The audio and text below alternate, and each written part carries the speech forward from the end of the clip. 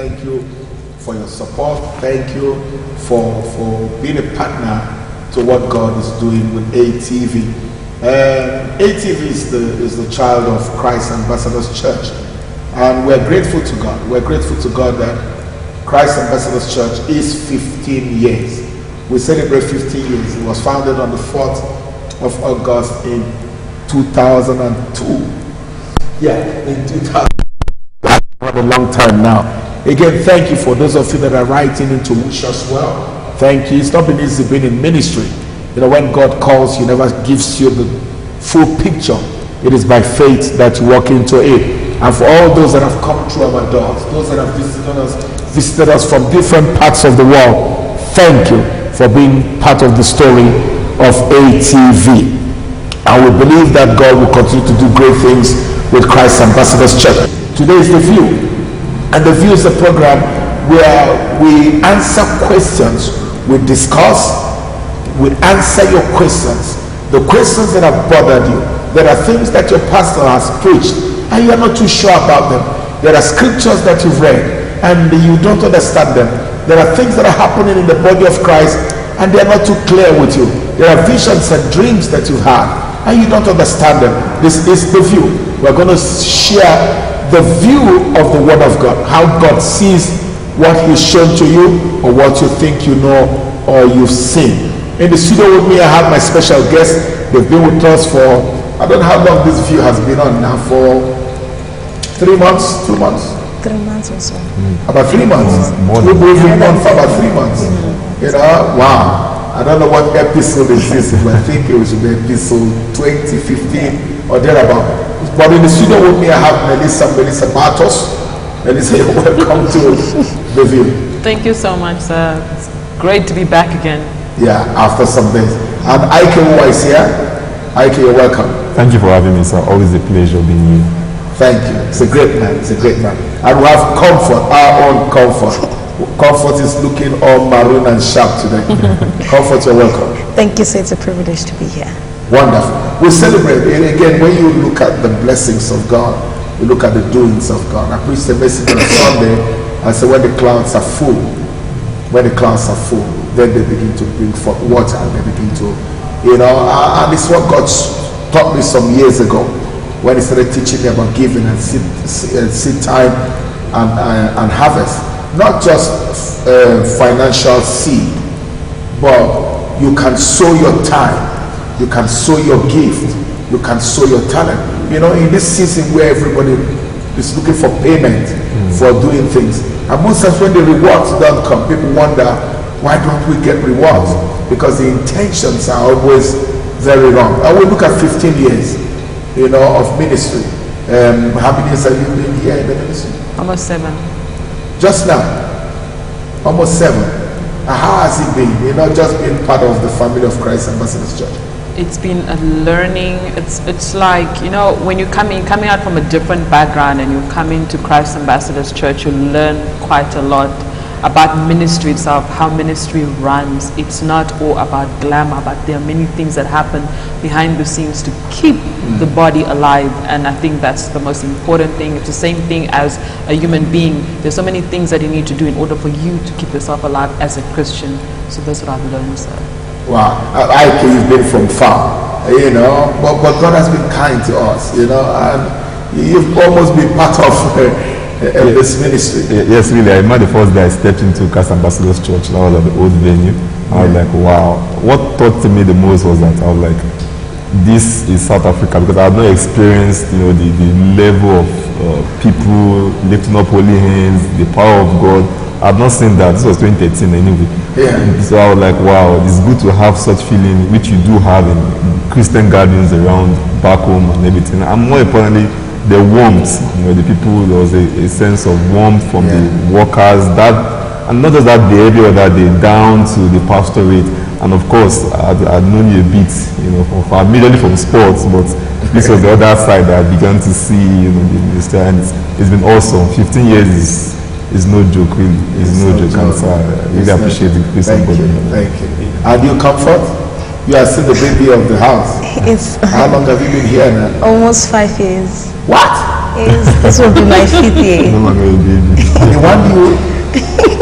Are you serious? Yes, sir. 5 years already? Yes, 5 years already. Wow.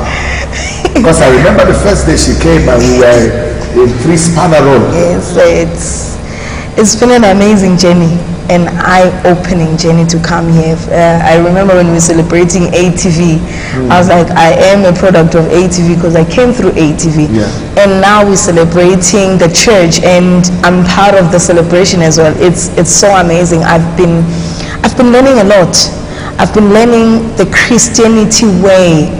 You know, there are things that we take lightly as Christians that we think they don't happen. But the first time I stepped here, I'm like, okay, first and foremost, this pastor preaches the word like this and is not feeling ashamed to speak about sex. You know, it was my first time. I'm like, who is this man and where is it coming from? But you get to find out that, Pastor, what you do, you relate with us. We understand Christianity easy because you've gone through stuff. And when someone sits, even if it's your first time, you will swear to a person that you came with, did you tell this man about me? Or because I don't know how God uses you, but you tend to relate with what you preach, and you take that thing back at home and you're like, oh God, forgive me for this. Let me do this thing right. Let me do it. It's just amazing journey. Wow. It's amazing journey. Wonderful to know. For me, you know, I was saying on Sunday, I'm a footballer. Yes. You know, because it begins to dawn on you that God has placed a responsibility on you, or God has honored you to be able to move you from the secular world, basically. Yeah.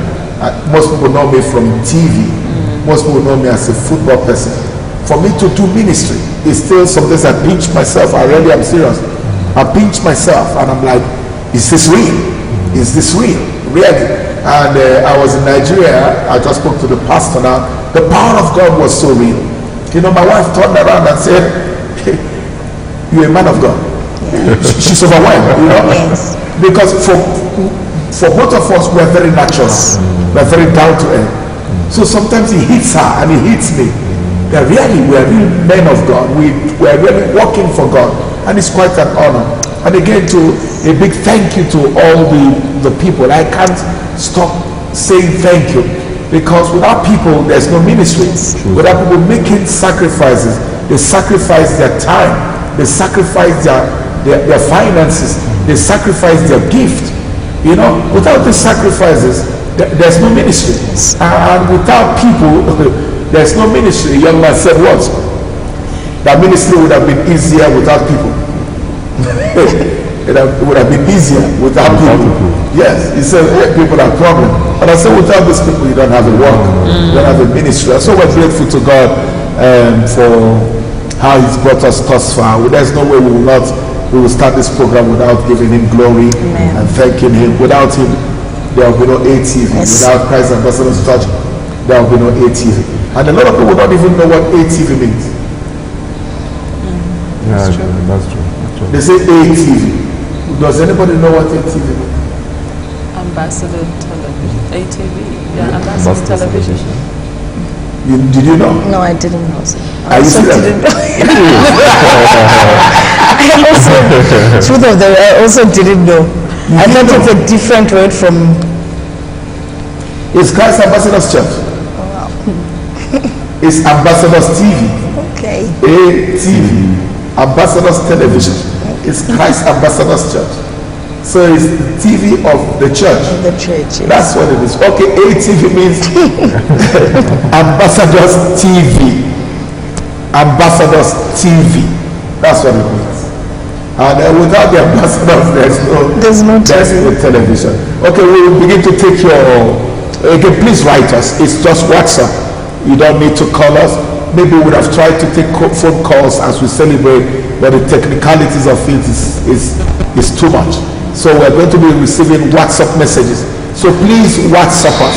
If the station, the church, if you're a part of Christ Ambassador's Church, or you have walked into our church before and you've experienced the miracle of Christ Ambassador's Church, please do send us a WhatsApp. Congratulate us and just put a comment out there of how this church has been a blessing to you. So please, Melissa, if we have, can we start? Okay. I think can we ask about a question concerning ministry and how do you know the call of God? You know, how do you know that God has really called you? Because sometimes there are people that start ministry, some close down, some have challenges. Let's say growing their ministries, and also how to upkeep a ministry. Wow, there are 3 levels of calls. 3 levels of calls, or well, let me even say 4 levels of calls that people mix up. They mix up these 4 levels of calls. But of these 4 levels of calls, it's only one that is the real call. And please hear what I'm about to say. There are 4 levels of these calls. Only one is the real call. Let me take the last 3 before I get to what the real call of God is on anybody's life. Number 1, people call themselves. People call themselves. They desire to be in ministry. Because they desire to be in ministry. Some are frustrated because of frustration. Some just like ministry. Liking ministry is not a sign that God called you. Being a Christian and knowing scriptures is not a sign that God called you. So people call themselves. Number 2, people have dreams or visions of that God called them. God does not call you by dreams or by visions. I know what I'm saying. I will explain it. God does not call you by dreams or by vision, but he can show you your call. It's a different thing. He can show you your call by dreams or by vision. Number 3, so many people get into the ministry, they are called by prophecy. Some people feel that because a man of God prophesied, or a man of God said, I see you in ministry, I see God using you, that's not a call. So the first one is people call themselves. The second one is vision and dreams. The third one is prophecy. These 3. So somebody said, oh, can't God call you through the... No. God cannot never call you through these 3. But God can show you your call through these 3. God calls you by himself. That's the 4th one. He calls you by his spirit. By his spirit. He calls you. It is like salvation. Are you saved? Yes, sir. How do you know? I gave my life to Christ years ago, and there's a witness. There's a witness. Yes, sir. Whether you gave your life ago, anybody can give his life and is not living a Christian life. There's a witness. The spirit calls to the spirit. The deed calls to the deed. God calls you in ministry here. And if somebody tells you, how do you know? You don't have an answer. Once you say, I saw in a dream, there's a problem. Once you say, a prophet told me, there's a problem. Once you told me, I just believe that there's a problem. Why? Because there will come a time in your life where your reference point can never be the prophet. Your reference point can never be the dream. Your reference point must be God called me. And I know that he called me. Are you a man or a woman? I'm a woman. How do you know? Because I know, I can see I'm a woman. You know.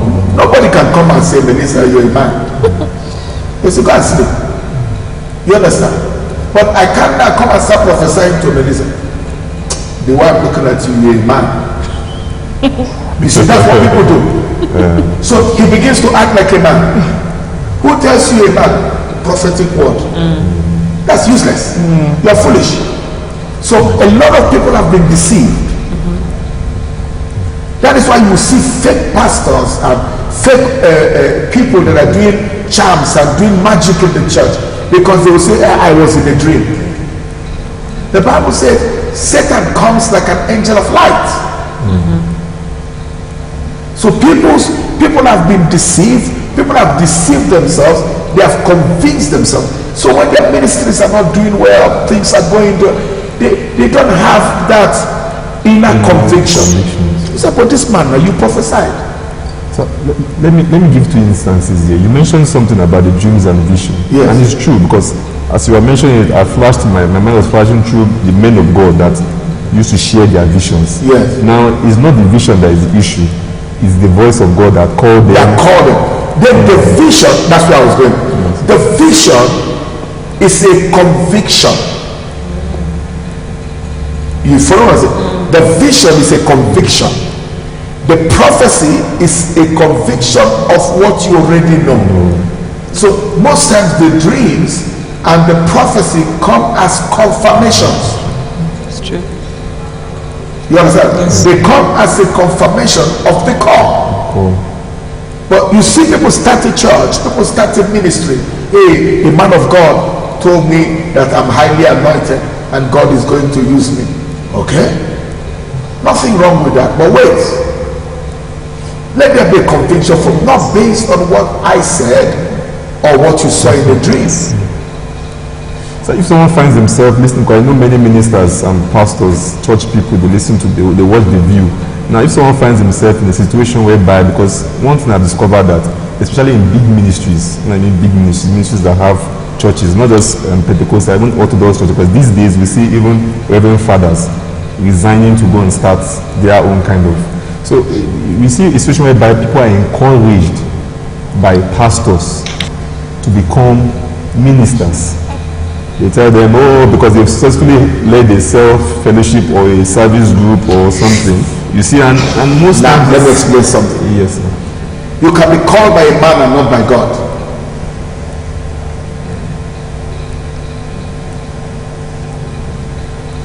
It's shocking, eh? You can be called by a man and not by God.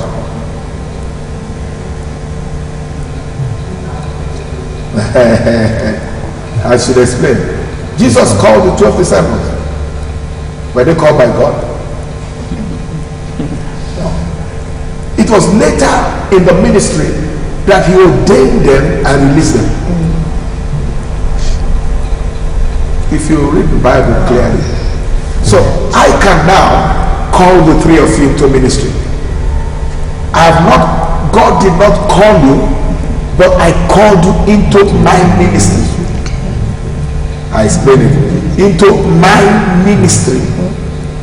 That is why if I call you into my ministry and Comfort decides to go and start a church, she will not succeed.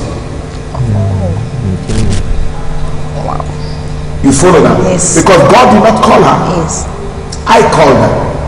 But she will do well in my ministry. Because it is my covering that covers her. It's flowing under the grace. Under my grace. So you see people breaking up churches.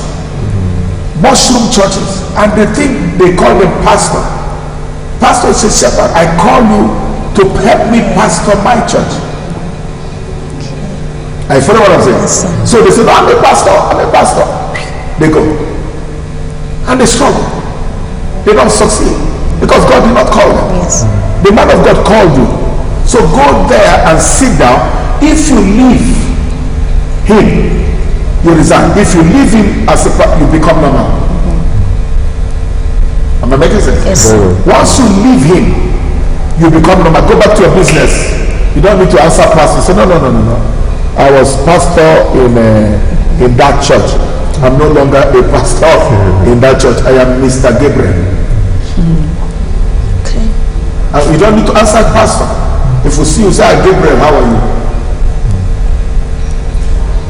This part is, I think, is important because most ministry conferences, ministers' conferences, they don't mention these things. No, people are destroyed for lack of knowledge. The Bible, the word of God is meat. That is why they say new converts and new believers shouldn't be into ministry because you don't understand it. You understand? And that's why you need fathers. You need to hear the word. You need to be taught. Again, I hope that they will repeat this thing that I'm saying even separately on its own, so that people can listen. I can call Happiness. I ordain her into my ministry. She's serving as a pastor in my ministry. God did not call her, but she will operate because she's under my ministry. I follow that. She will operate. The blessings, the deceitfulness of the devil is for her now to think God called her. And she begins to talk of her vision. What vision do you have? You don't have a dream. You don't have a dream. You don't have a vision. Your vision is in the vision of the man that called you. Wow. That's a very important statement. It is important. Yes, sir. It's because it explains why you see many people, they struggle, they are frustrated. I met a pastor some years ago, was very successful in a particular ministry. Later on, he had left, he couldn't go back to his previous job, and I felt bad. I think now, looking at these things, you understand. It happened in Winners Chapel a lot. And sometimes when Oyedeko was saying this, people were cussing him. What are you saying? He said, no, I call these ones. They are with me. They came. And once they leave trouble, some were really called by God. And they came and served. But the test of whether you were really called is when you leave, how do you survive? Because now you need God to help your call because he called you, then he has to support you. Yeah.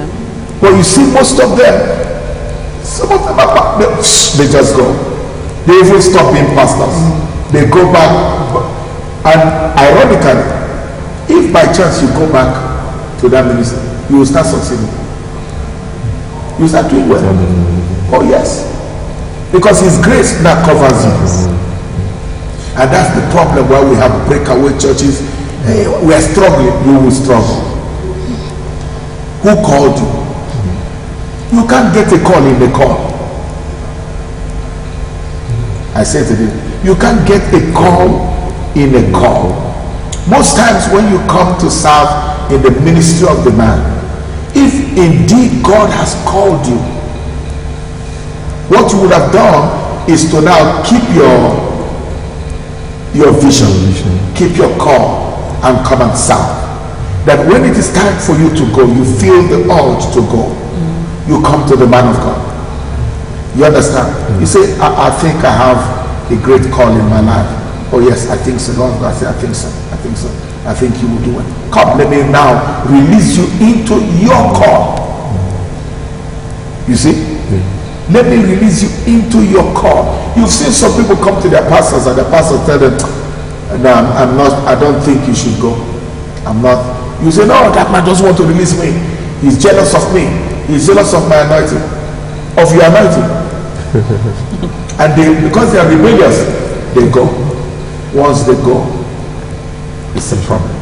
So questions are coming in, but I must say this before we leave this, because I'm sure many pastors hearing this, they'll be taught. Now, sir, some pastors are really cold. You resign. Okay, I didn't finish it. Okay, sir.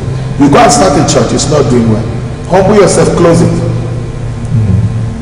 God will never bless it. 15, 20, 30 years. God will not bless it. He didn't call it to ministry. Close it. Go back to being a member of a church. Go and do your business. Start your business. Boom. You begin to do well. Money will begin to say, what happened? No, this is what you are born to do. But still continue to love God. Yeah. Yes, sir. Now, I'm referring to those because I've seen where ministers are, they are called. This one is called of God genuinely. Now, my question is, one of the challenges is that you've done this for decades now.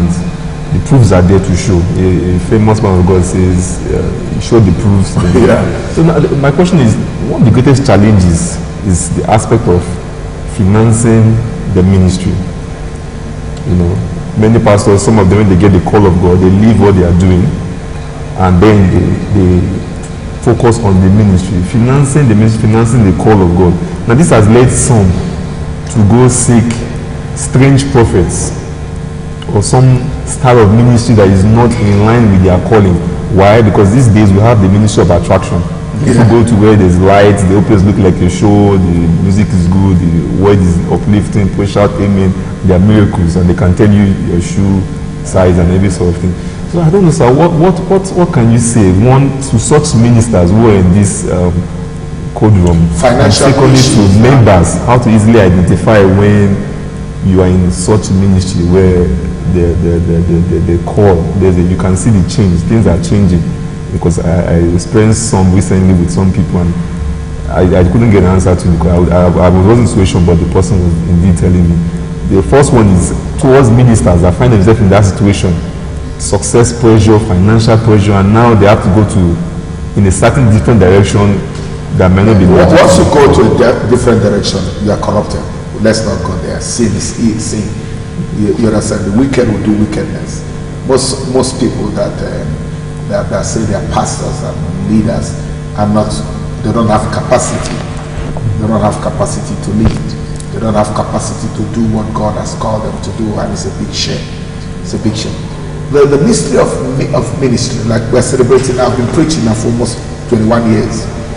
The mystery of ministry is 100% God. It is 100% God, in the sense that when God calls you into ministry, the biggest deceit of ministry is glamour. Is the biggest deceit of ministry is glamour. There is nowhere it is written that because you are a pastor you'll be rich and you'll be famous and you drive flashy cars. So a lot of people look at cars, houses, flashy things as the measurement of success. That's where the problem is. So when you see a pastor in Kempton Park with 50 members, he enters a taxi to where he's living. People think he's not successful. But that's not true. Success is based on obedience. Are you following? It's obedience. God calls you and you obey him. That's all that matters to God. That's all that matters to God. Not the big church, not the big house. So when you see a pastor struggling in ministry, what I mean, struggling, something is wrong. Something is wrong with him. Something is wrong with him. He might be struggling, why? Because he's living above his means. He has refused to cut his coat according to his size. He has refused to be normal. You understand? The church they take an offering 30,000, maybe he gets in a month 30,000, he pays his rent, he takes care of his family. He should be normal. But when he decides that the 30,000 that is coming in, he will go to Magano and buy a suit for 28,000. Disaster has come. Are you following what I'm saying? Yes. God is faithful. God is faithful. For us in our ministry, many surrounds this place. We cut our coat and say, no, we can't afford this. No, we can't do this. No, we can't pay this person. No, we can't do that. So we have our maintenance structure that keeps us on our toes. But as God begins to increase your ministry, he begin to give you capacity to manage things bigger. But if God has genuinely called you, the sign is not a big car. The sign is not a big church. The sign is not the shoes and the shirts you wear. That's not the sign of success. The sign of success is that God confirms his words. God supports you. God supplies your need. He didn't say, I will supply your wants.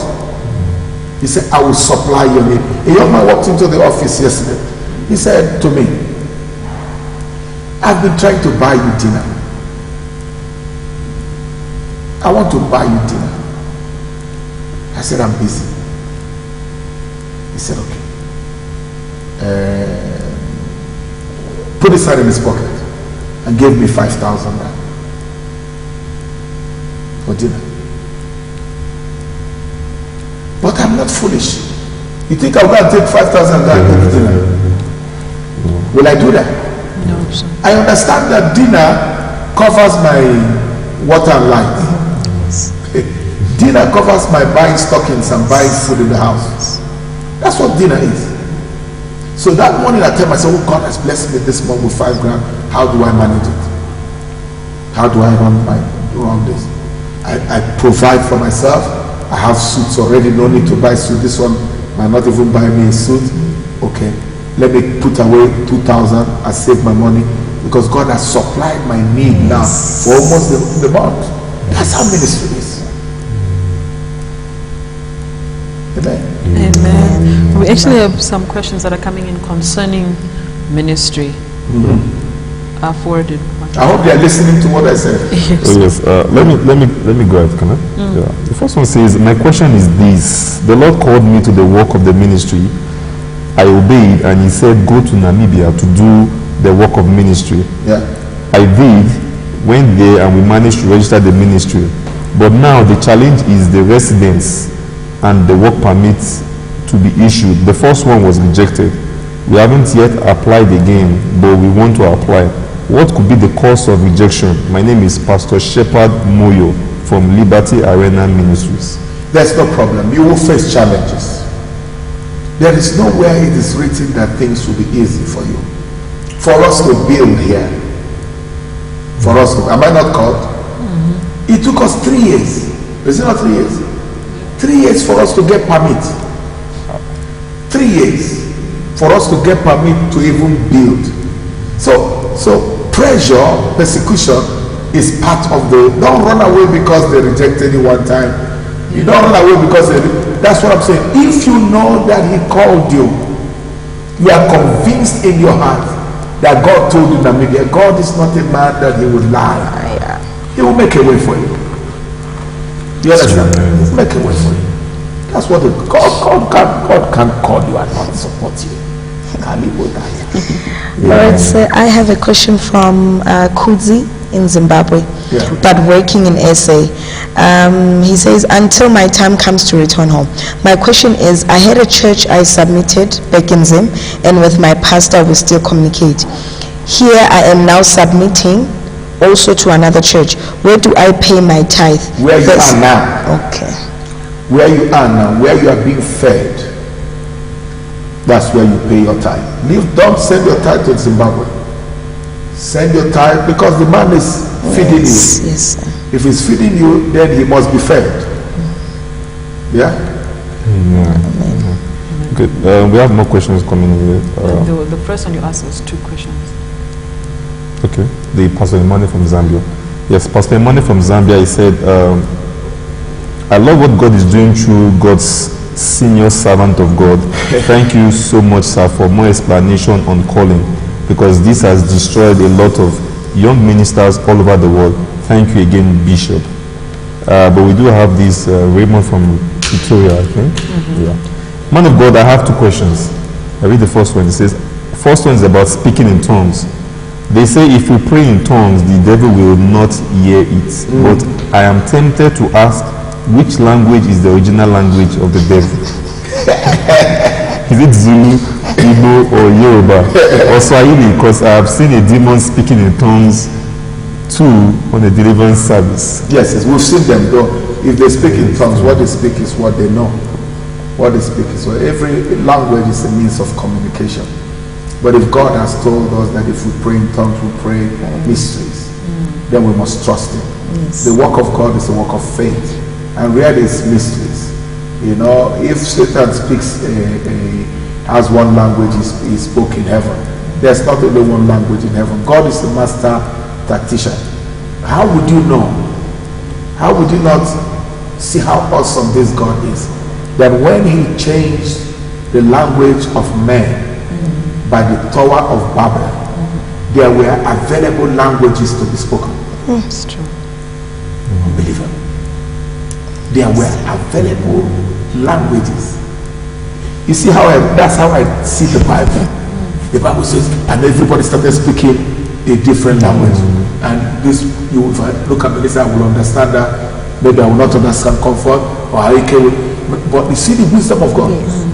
So there were languages available before they were available. Wow. Is that not true? That's true, sir. There were languages available. So people started speaking in different languages. Everybody said, okay, you are Zulu, you are this, you are this. How much more God? How much more God? Satan will say, bastard. I think the confusion of this person, because that's what he's trying to be funny. He's trying to be funny. I see when people are funny, I know. He's trying to be funny. Some people ask questions because they want to be funny. Okay, let me see the second question with them. You said, why do most issues in the Bible have a double face? Like in this part it says yes, that part it says no. Okay, an example, let me go to the example, because the part says if you believe in Christ as your Lord, you have eternal life. Why in the order Jesus Christ said, in the last day you will say, I did miracles, converted many in your name, but I will say unto you, workers of iniquities, depart from me. When you enter Christ's ambassadors, we have a gate. We have a gate. But even as we have a gate, we have different rooms here. And different rooms have different keys. But somebody would have said, I entered Christ's ambassadors church. But you can't enter my office. Neither can you enter minister's office. But you've entered, you went to Christ's ambassadors church. That's how it is with salvation. Jesus is the way. So you enter through the way, you accept Jesus as your Lord. But there are other things. And it tells you, okay, you can't enter here because you don't have this key. You can't enter here because you don't have this key. You understand? So if some people will say, I did miracles in your name. I did this in your name. You say, you entered, but you did not enter here. This is where you save your soul. You understand? You said you were a Christian, but your lifestyle, you were still committing adultery, committing fornication, committing this. So I don't know you. Even though you came into the church, but you did not behave like part of the family. So I have a question. It's concerning a dream. The reason I want to ask it, is it spiritual or was it physical? Like, was it supposed to be a spiritual or physical dream? I want to find out. I had a dream whereby a long time ago, where I woke up, we were fasting at Christ the Old in Spanner Road, and then what happened is I woke up around 9 and I prayed. I started asking God to forgive me. And then I fell asleep. Forgive you? Yes, I was just saying, Lord, Lord, forgive me. Lord, I forgive everybody that has hurt me. Then as I fell asleep, I came out and I saw myself going in a long queue, and they were writing names and people were going inside, and I'm hearing people are singing songs, and I'm like, what's happening? They're speaking in tongues. And then I just saw this huge angel. He came and he blocked me. He said, because I wanted to jump the queue, I said I want to go in quickly. Then he stopped me. He said, your time to die hasn't come. Go and preach Christ. So I want to know, was it supposed to be a physical death, or God was just showing me something? It was physical death, will you be here? No, I'm just asking, sir, because at that day I felt like... No, if you had entered, it won't come out now. It wasn't going to come out. No, like I want to know, was it like a warning, or what is it that God was trying to tell me? No, but it's a simple answer, simple question. Maybe the enemy wanted to take you, or something would have cut short your destiny. Okay. And then God is just like, your time is not come. Okay. Go and be a believer. Go and every Christian is supposed to preach. People don't preach anymore. People don't preach. They don't even tell people about Christ anymore. So when, like, if they say, here now your time, go and preach Jesus, should go and open a church. You understand? True, yeah, true. But that's not a call. Yeah. You understand? That's a way of life. Go and preach. We are supposed to preach. We are supposed to minister to people. It's normal. We are supposed to minister to. The only people that are supposed to open churches are teachers. Pastors and teachers only. are supposed to start a ministry, start church. I say it again. Pastors and teachers. Wow. But where do we have prophetic ministries? What is that? Like you get some churches. Prophetic ministry is not a ministry. It's a gift. Okay. It's a gift. The gift of healing. It's a gift. You don't need to start a church because you have a gift of healing. Wow. You go and pray for the sick. You go to hospitals. People go to hospitals and pray. People don't take it well. It is. You have a gift. Gift of prophecy. You prophesy. The Bible says in the church, one person should stand and prophesy. You know, they've messed up this thing. Is that not in the Bible? It is. Right. I think it shocks people when they see the real life. Like, no, this can't be, but it's in the Bible. No, it's in the Bible. Everything I speak about is in the Bible. People are afraid. It's a gift. You have to be a pastor, but you can now be a pastor and a teacher and operate in the gift of prophecy. You can be a pastor and a teacher and operate in the gift of teaching, in the gift of healing. So I get up and be a healer. You start healing, start the church because you're healing people. No, don't start a church because you're healing. You don't start. If you're an evangelist, you don't even start a church. And if you see how it is, hey, listen, pastor and teacher only are supposed to start a church. Pastor and teacher. Jesus was a pastor and a teacher. He was a teacher, but he did miracles. Miracles is children's bread. Prophecy is children's bread. It says in the last days, young men shall see vision. They shall prophesy. That was it. Yes, did he say they shall start church? No. No. Pastor, teachers. You preach, you teach. You preach, you teach. Then you operate the gift of healing, the gift of prophecy, the gift of miracles. Okay? Yes. All right, sir. I have a question from Maria from Limpopo. She's saying, good day, men of God. Thank you so much for this show. It uplifts our spiritual and physical lives.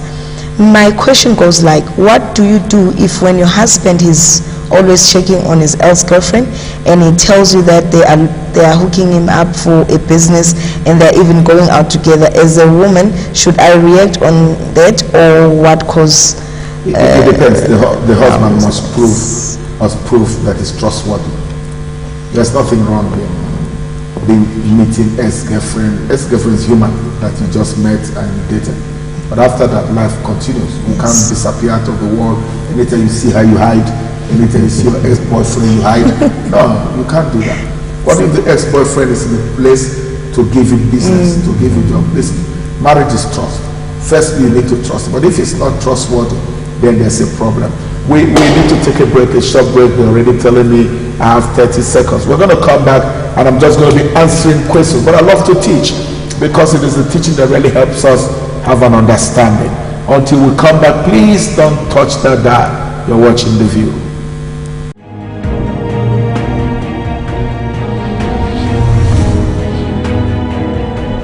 ATV, bringing God's power to the nation.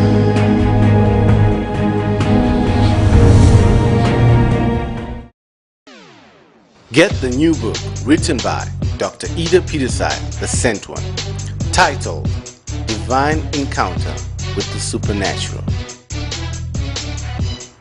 This book is the roadmap to Dr. Idah's calling to ministry. To order your own copy, please call +27 79 675 6088.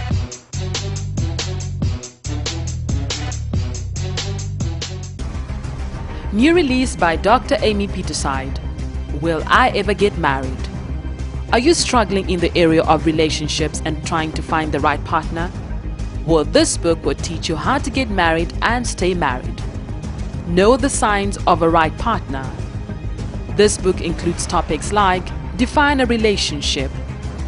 Becoming a person of worth. How do I know he or she is the one? Internet dating. Where can I find love? To order yourself a copy of this book, please visit our bookshop or call +27 79 675 6088.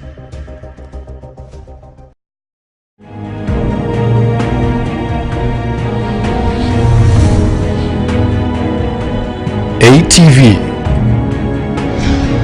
bringing God's power to the nation.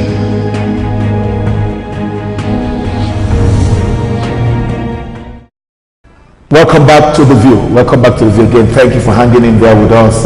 Wherever you're watching us around the world, we want to hear from you. The numbers are on our screen.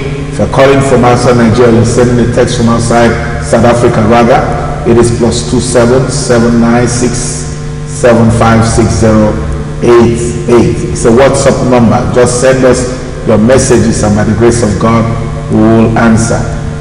Please, let's get with the question. Again, in the studio with me, I have Comfort, I have IK, and I have Melissa.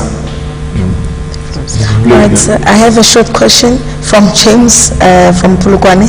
Can God cause an accident to teach you a lesson or repent? No.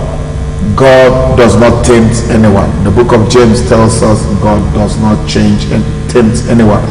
God does not use evil to teach anybody anything. God is a good God. What happens is that the devil will cause you pain, but God will use it for his glory. Scripture says if they had known, they wouldn't have crucified the Lord of Sabaoth. They wouldn't have crucified Jesus if they had known. What happened was that God used the wickedness of Satan to bring about his glory. God does not kill anyone. God does not take your job. God does not sack you. God does not do anything evil. Sometimes the devil will want to hit you and he will take his hands off for his purpose, but he will never cause you pain. Amen. Amen. So we have from Pretoria, my name is Mafiki. My question is, if the pastor or the prophet is not genuine, or you know his ways, and he invites another pastor to his church, does it mean they are the same? No. No. Sometimes the man he invites might be real. You know, you don't use one stick to flog two kids. You don't want somebody's mistake to judge somebody. You don't do that. You know, and sometimes God will allow, because God is a blesser. God is a blesser. He's always thinking of blessing his children. God will permit. For here, it's always difficult for me to invite somebody, but I try to invite people that will add to what I have. I'm not a jealous man. If I see that the man has a gift, I open up the door for him to come, because the essence of it is that he will not come and carry comfort from here and go to Nigeria. No, comfort still stays with me. So if there's a grace that I'm trying to break a stronghold on the life of comfort, and the grace in my life is not strong enough, and somebody comes and breaks that stronghold, she's still my daughter. If the blessing comes, I will still enjoy the blessing. You know, so it's important that's why it is always good to have ministry friends, because they come to support you. I have a lot of ministry friends that I support, and most of them do support me. So it's all about relationship. We have a series of replies, I think it's from Pastor Moyo. Yeah. Pastor Moyo Dewe, and he says, God said he will send partners to help me. And when the partner came, he supported me to register the ministry. He could see the hand of God in his business, and after some time he gave, I think he meant he stopped because of delay in my permits, and he went away. The man could send a prayer request, and I would pray that I would pray and the Lord will speak, and I could tell him it will come exactly, it will exactly come to pass. Okay, I'm not sure how you meant to frame this first question. Is the pastor Moyo? Yes, the pastor asked you have to be careful, Pastor Moyo. Pastor Moyo. You have to be careful. You don't depend on men in ministry. You can't take one eye. I've always said you can't use one eye up, one eye down. They can't work. You try it, it can't work. The Bible says, looking up to Jesus, the author and the finisher of your faith. God will send you help. God will send you help. Once you depend upon man, you have lost faith. Because the work with God is the work of faith. God will send you people. I've always told our church and people that I teach, people will come to you for a reason, for a season, and a lifetime. Okay, when they come and their time is over, don't push them, don't force them to come in. There's a young man that used to come to our church, and he's left for over 2 years now. In that 2 years, we've not seen him. One day I just walked up to the church, I came to the church. My assistant pastor called me and said, this man brought a seed, and it was 100,000 that he sent to me, but he doesn't come here anymore. He says, I will never forget you. You understand? But if I wanted him to sit down in the church and stay in the church, maybe he'll be frustrated. You understand what I'm saying? And man cannot be your answer. Do the work of God not because of profit. Do the work of God not because you want what people will give to you. The Bible says, for my God shall supply all my needs. He didn't say Mosepe. He didn't say Zuma. He said, for God shall supply. So the problem is that you've been looking up to man instead of up to God. Just refocus your attention. I'm having a conference that is coming. I'm like, God, I need money. And God, money will come. Money will come. Amen. Yes. And those of you that are watching 80 wanting to support us, yes, we do want you to support us because it costs us a lot of money to be on air. If this station has been a blessing to you, please do support us financially. If God says, give me $1 million, please obey him. If he says, give 100,000, whatever it puts in your heart, even if it's a rand, it's the right thing to do. Amen. So still on him, because he went on to ask 4 other questions. Let's give somebody else an opportunity. Okay. Yes. I've got a question from Betty. I'm from Kempton Park. I have a question. I had a dream a few nights ago that money was falling from the heavens. I picked them up, but my pockets were full everywhere. Money was still falling. What does it mean, sir? It depends. God speaks through dreams. Sometimes it's an assurance that the blessings of God are upon you. And because a lot of people put their mind on money, they think the blessing is always on money. Money represents the blessing, basically. Money represents the blessing. And sometimes there are monies that come into your hand. It means that there's a problem. You know, it means that there's a problem. You are rich in the dream and you're poor in the physical. Go to God in prayer. You know, how is your lifestyle? Do you have provision? If those monies have been falling and you don't have provision, provision, I say provision. You want to eat shawarma, you can't eat shawarma. Then you are seeing money falling from the top. Then you need deliverance. You need to be prayed for. Because if there's a sign that there's money coming, then there has to be an evidence that it is indeed from God. Am I making sense? You have to, if you see dreams that there's money everywhere, and the last 3 months, 7 months, you can't even pay attention. That's how bad it is. You can't even pay your child's school fees. Then it's a spiritual money. There's a spiritual bank somewhere holding your money. So Satan release my money. You must ask the devil to release the money. Wow. Okay. All right, so I have a question. Hi, my name is Matsiso from Kempton Park. Thank you, Dr. Idah, for this show. We missed it.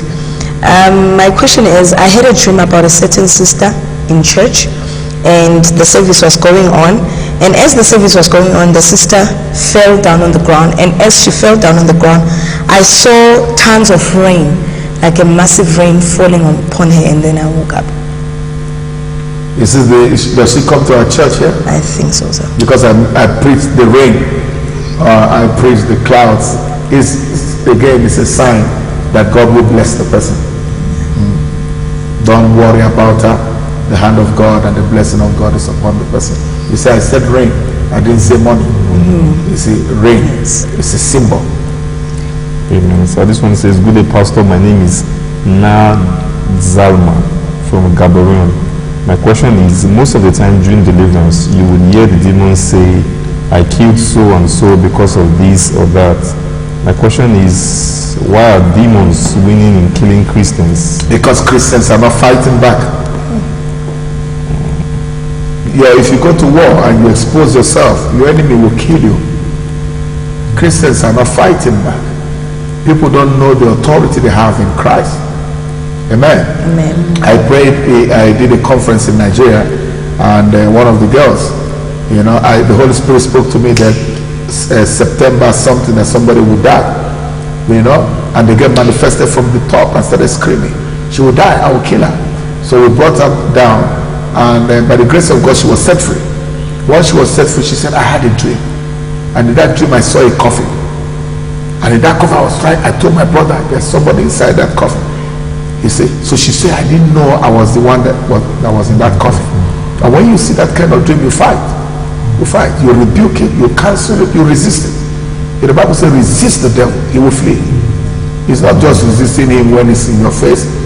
There's situations and conditions, that you have to resist the devil. If you're sick in your body, resist the devil. Tell him to leave you alone.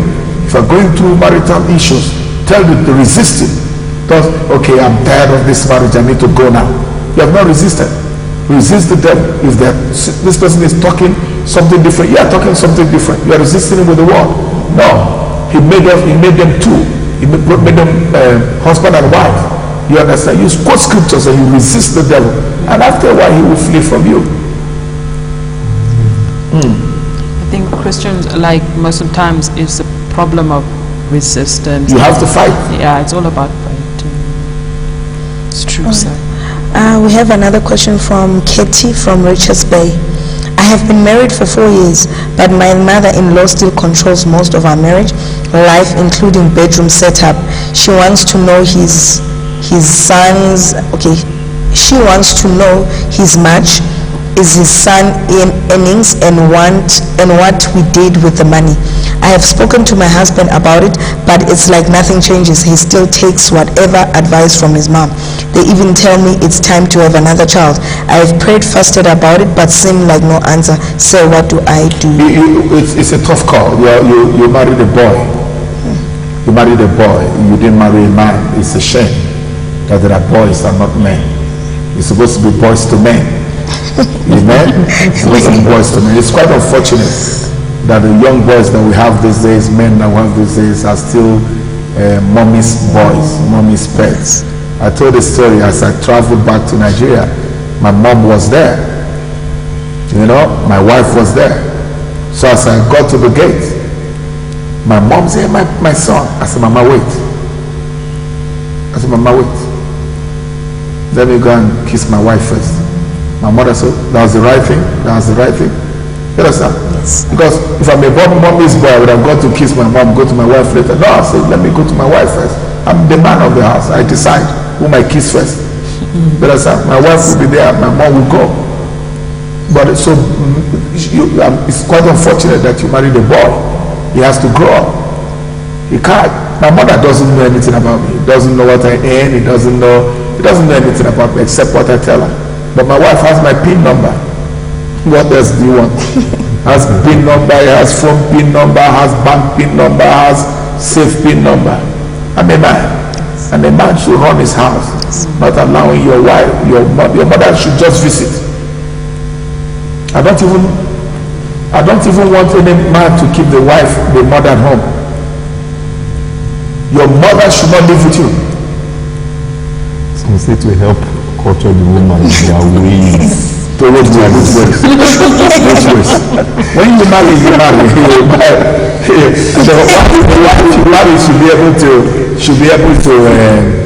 the wife should be able to be submissive.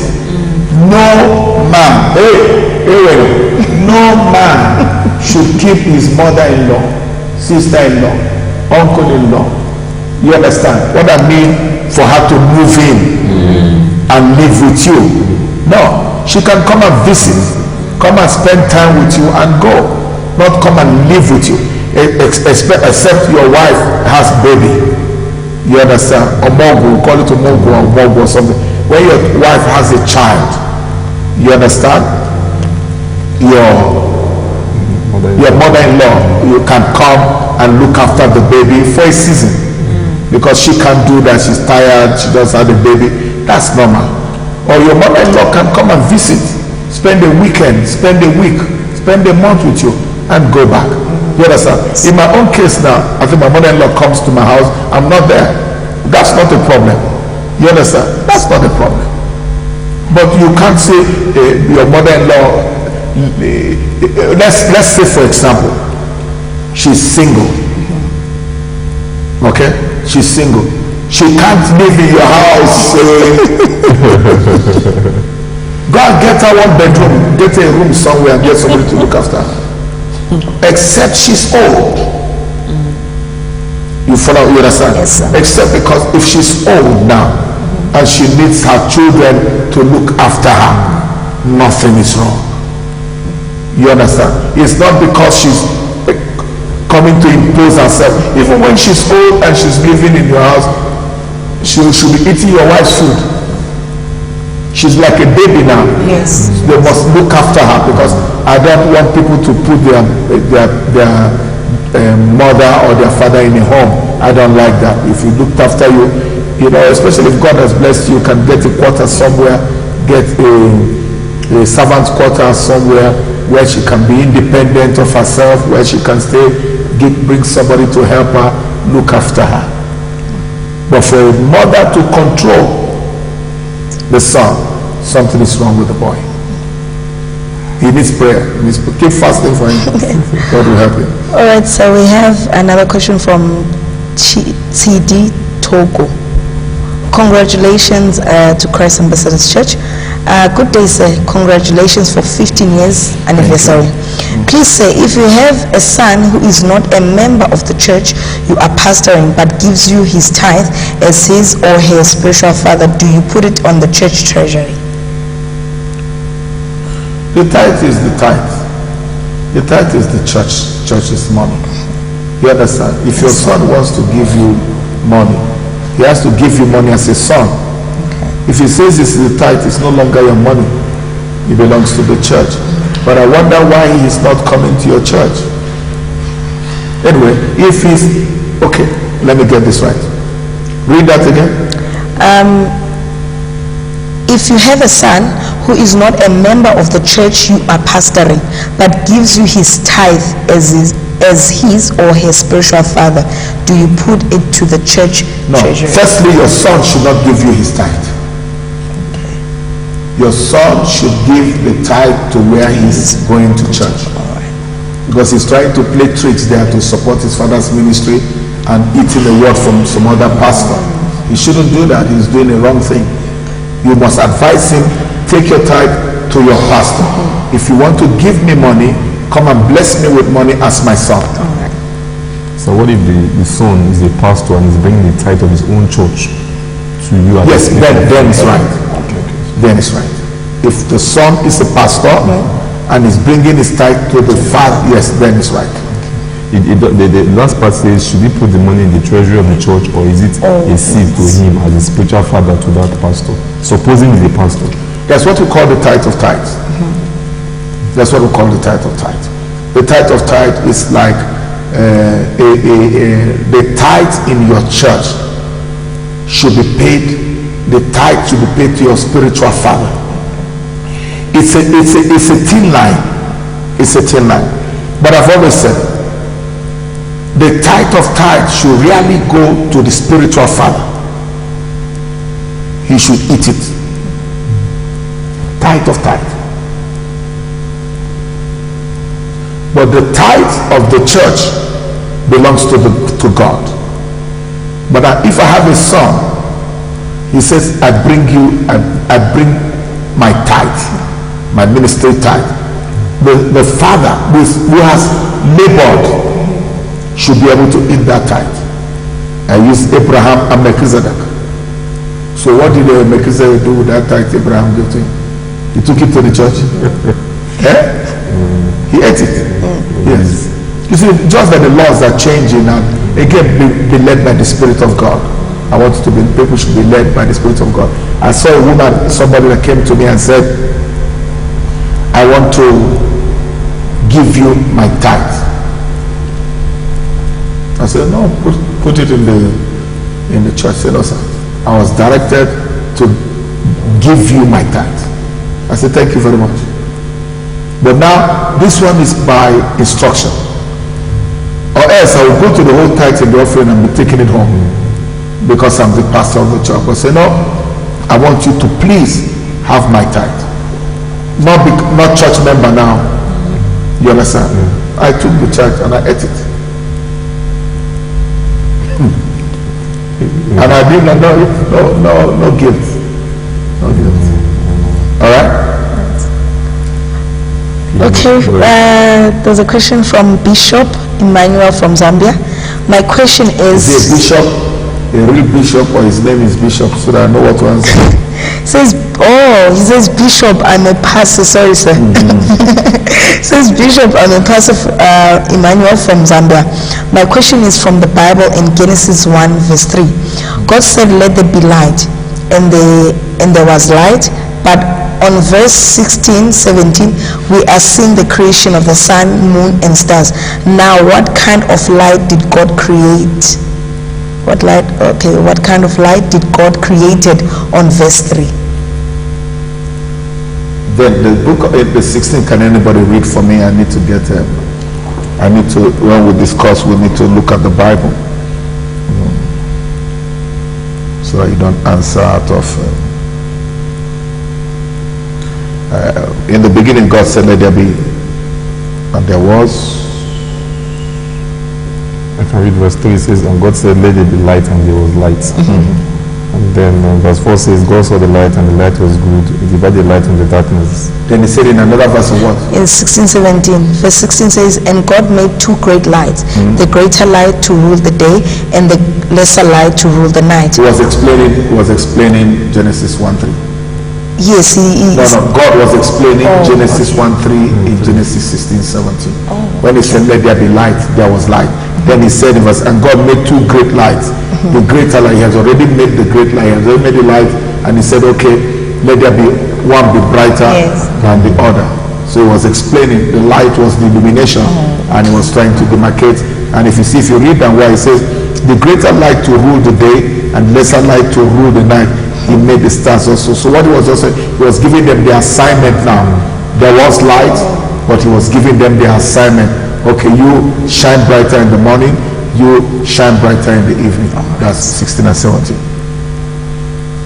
Because he says, and he says verse 17, and God set them in the firmament of the heavens to give light upon the earth. That's what he has said. Then verse 18 says, and to rule over the day and over the night, and to divide the light from the darkness. And God saw that it was good. It was like an instruction now he was given. This light is here.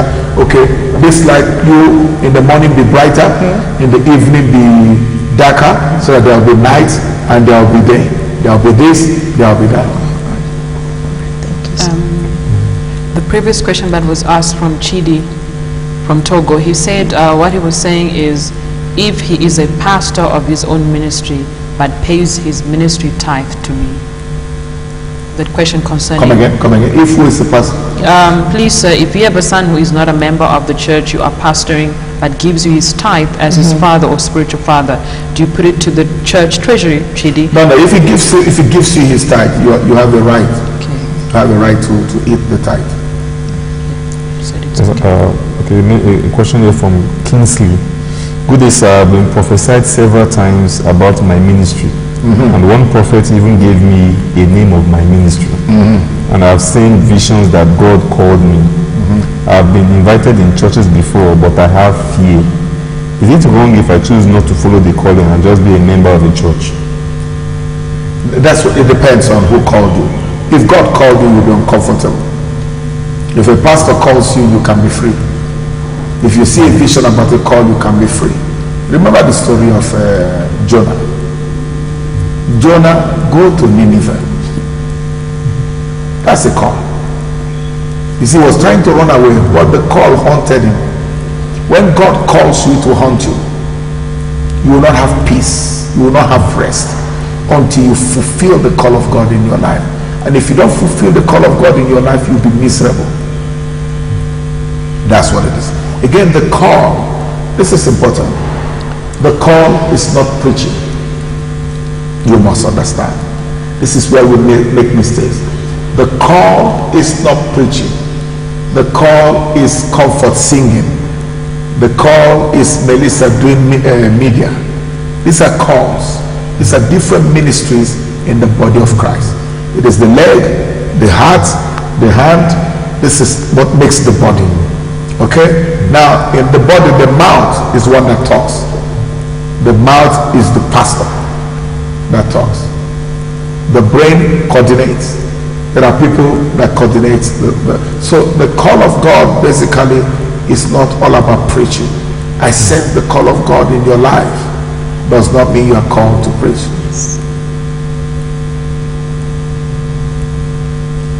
Everybody wants to be pastors. Everybody wants to be pastor. Yeah. Yes. I I prefer to be called as a financier. Yeah, I like that one. Say financier of the gospel. Do you know Mosepe is not Mosepe, the guy in Zimbabwe?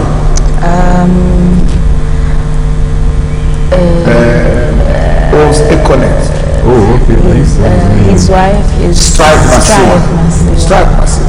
He's a minister, highly called of God. Sometimes he speaks, but he can't stop his business. That kind of level of business, no, it will be unfair on humanity. He has an employment of more than 200,000 people. To go and close it and go and pastor a church of 1,000. What are you pastor? He's reaching more people than me preaching. You understand? So God has called him into in the ministry of finance, and he supports ministers, supports ministries everywhere. So why preach when you can do other things for God? Comfort is not preaching. She's a blessing to the world, and I would have singing. You understand me? This is on television. We are on television. Are we not ministering now? We're touching lives. They're saying thank you for what you're doing. We're touching lives, and this is what ministry. There are people, there's another ministry called Ministry of Helps, even in the Bible. People don't want to go there. Taking care of less privileged children. You understand? It's Ministry of Helps. Is there? The people that stand by the gate, they look after the cars. They're in Ministry of Helps. The people that sweep the church, they're Ministry of Helps. They're helping the ministry, helping make the things good. God will reward them the way he rewards a pastor. But they might not be very noticed.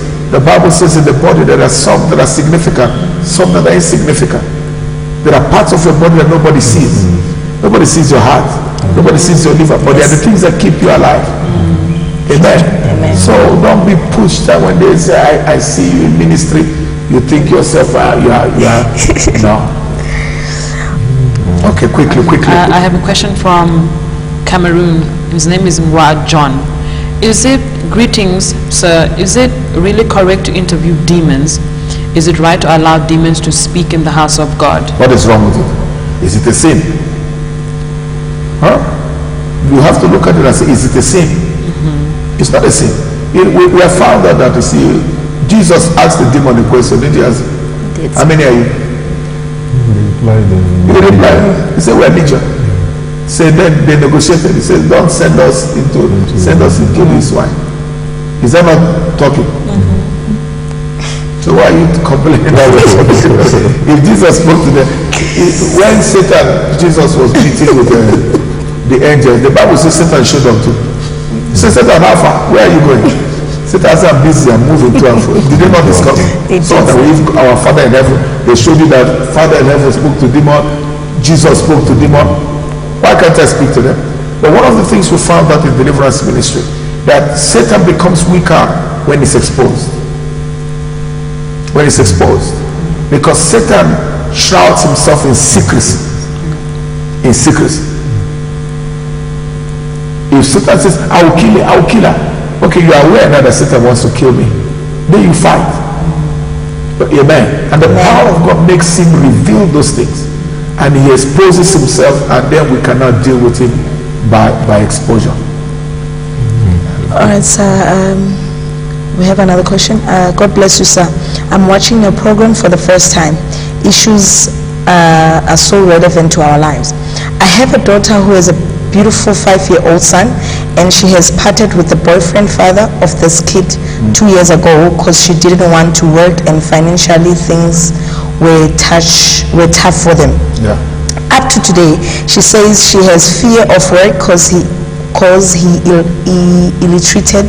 ill-treated her, but she's not living with him anymore. He's taking care of the child and is putting him through school. He lives with a girlfriend at his house. The girlfriend works. May I kindly receive, okay, she's requesting that may I kindly receive my answer because the phone is going to go off. This is from M from Botswana. No, your daughter has an issue. Your daughter needs help. It has a spirit of fear, and that spirit of fear needs to be dealt with.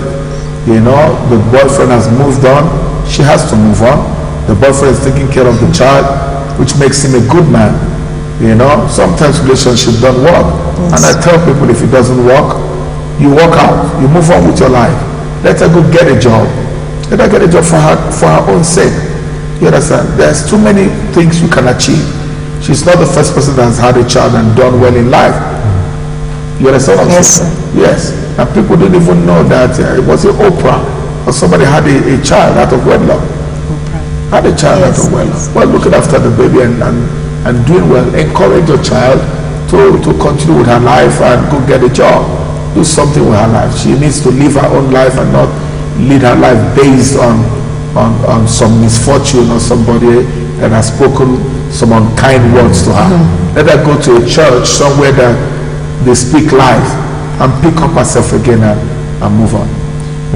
Hi man of God, my name is Tembiso from KZN. My question is on John 10 verse 4, where Jesus say, my sheep hear my voice. So I want to know if Jesus was speaking about his words as a voice or an audible voice. Not an audible voice. They just know him. When he speaks, when he speaks to his children knows he's the one speaking to them. He speaks to us through his word. He speaks to us through prophets. He speaks to us by the inner man, basically. You know, he speaks to us through his prophets. He speaks to us through his word. He speaks to us by his spirit. You know, he does speak to us. So when he says, my sheep know my voice, you know, God just spoke to me. God said this. God said this. In our church, I hear God. I said, God just spoke to me about somebody here. Nobody else had it. Did you hear it when it was I laugh at my wife most times. I see an angel here. I said, my wife, when I get it, my wife will say, my baby, did you really see them flying? I said, no, I don't really see them in the physical. I hear in my spirit, there's an angel there. There's an angel. And I know the voice of God. My sheep know my voice. He says, stranger's voice they will not follow. So God speaks to us spirit to spirit. All right, sir. I have a question from Refilwe from Tembisa. My husband does not want us to meet as a husband and wife. It's 3 months now. If I ask him, he always tells me he's tired or he avoids the question or moody. If I try and touch him, he gives me excuses or pick up a fight. Is this marriage worth it? Yes, yes. Your marriage, make yourself more beautiful, make yourself more presentable, and woo your husband. Pray for him. You don't know what's bothering him. Pray for him. Ask the hand of God over your marriage. Bring it to God. Bring it to God. In marriage, there are 3 levels of headship. In marriage, there are 3 levels of headship. The child listens to the mother. The mother listens to the husband. The husband listens to God. So if the man is not hearing you, overtake him. Go to the boss. Bring him before God. God will bring him to shape. Amen. Amen. This is from Pastor Emmanuel from Zambia. I have a question about deliverance. Is it possible that a man who died to speak through people like a demonic manifestation? Because one of a pastor, he said he prayed for her member and a late prophet manifested in her, and I was against it to say that the dead can't speak through the living, and the man hurt me to say he told me that I'm a Satanist. No, it depends. There's what we call familiar spirits. And if a man had a familiar spirit that followed him, knows his story, that familiar spirit will act like the man. It's a familiar spirit. The familiar spirit will act like he's the man saying. But if you listen very carefully, he was not able to tell the future because he's dead. All this demon knows is to where he died. That's where it's dangerous, you know, when a lot of people are moved, when a lot of moved by prophetic word that tells them their name, what color of pants they are wearing, what shoe size you're wearing. God can by revelation, but that's not prophecy. That's not prophecy. That's a revelation. That's what we call a revelation. That's not prophecy. Prophecy is to foretell the future.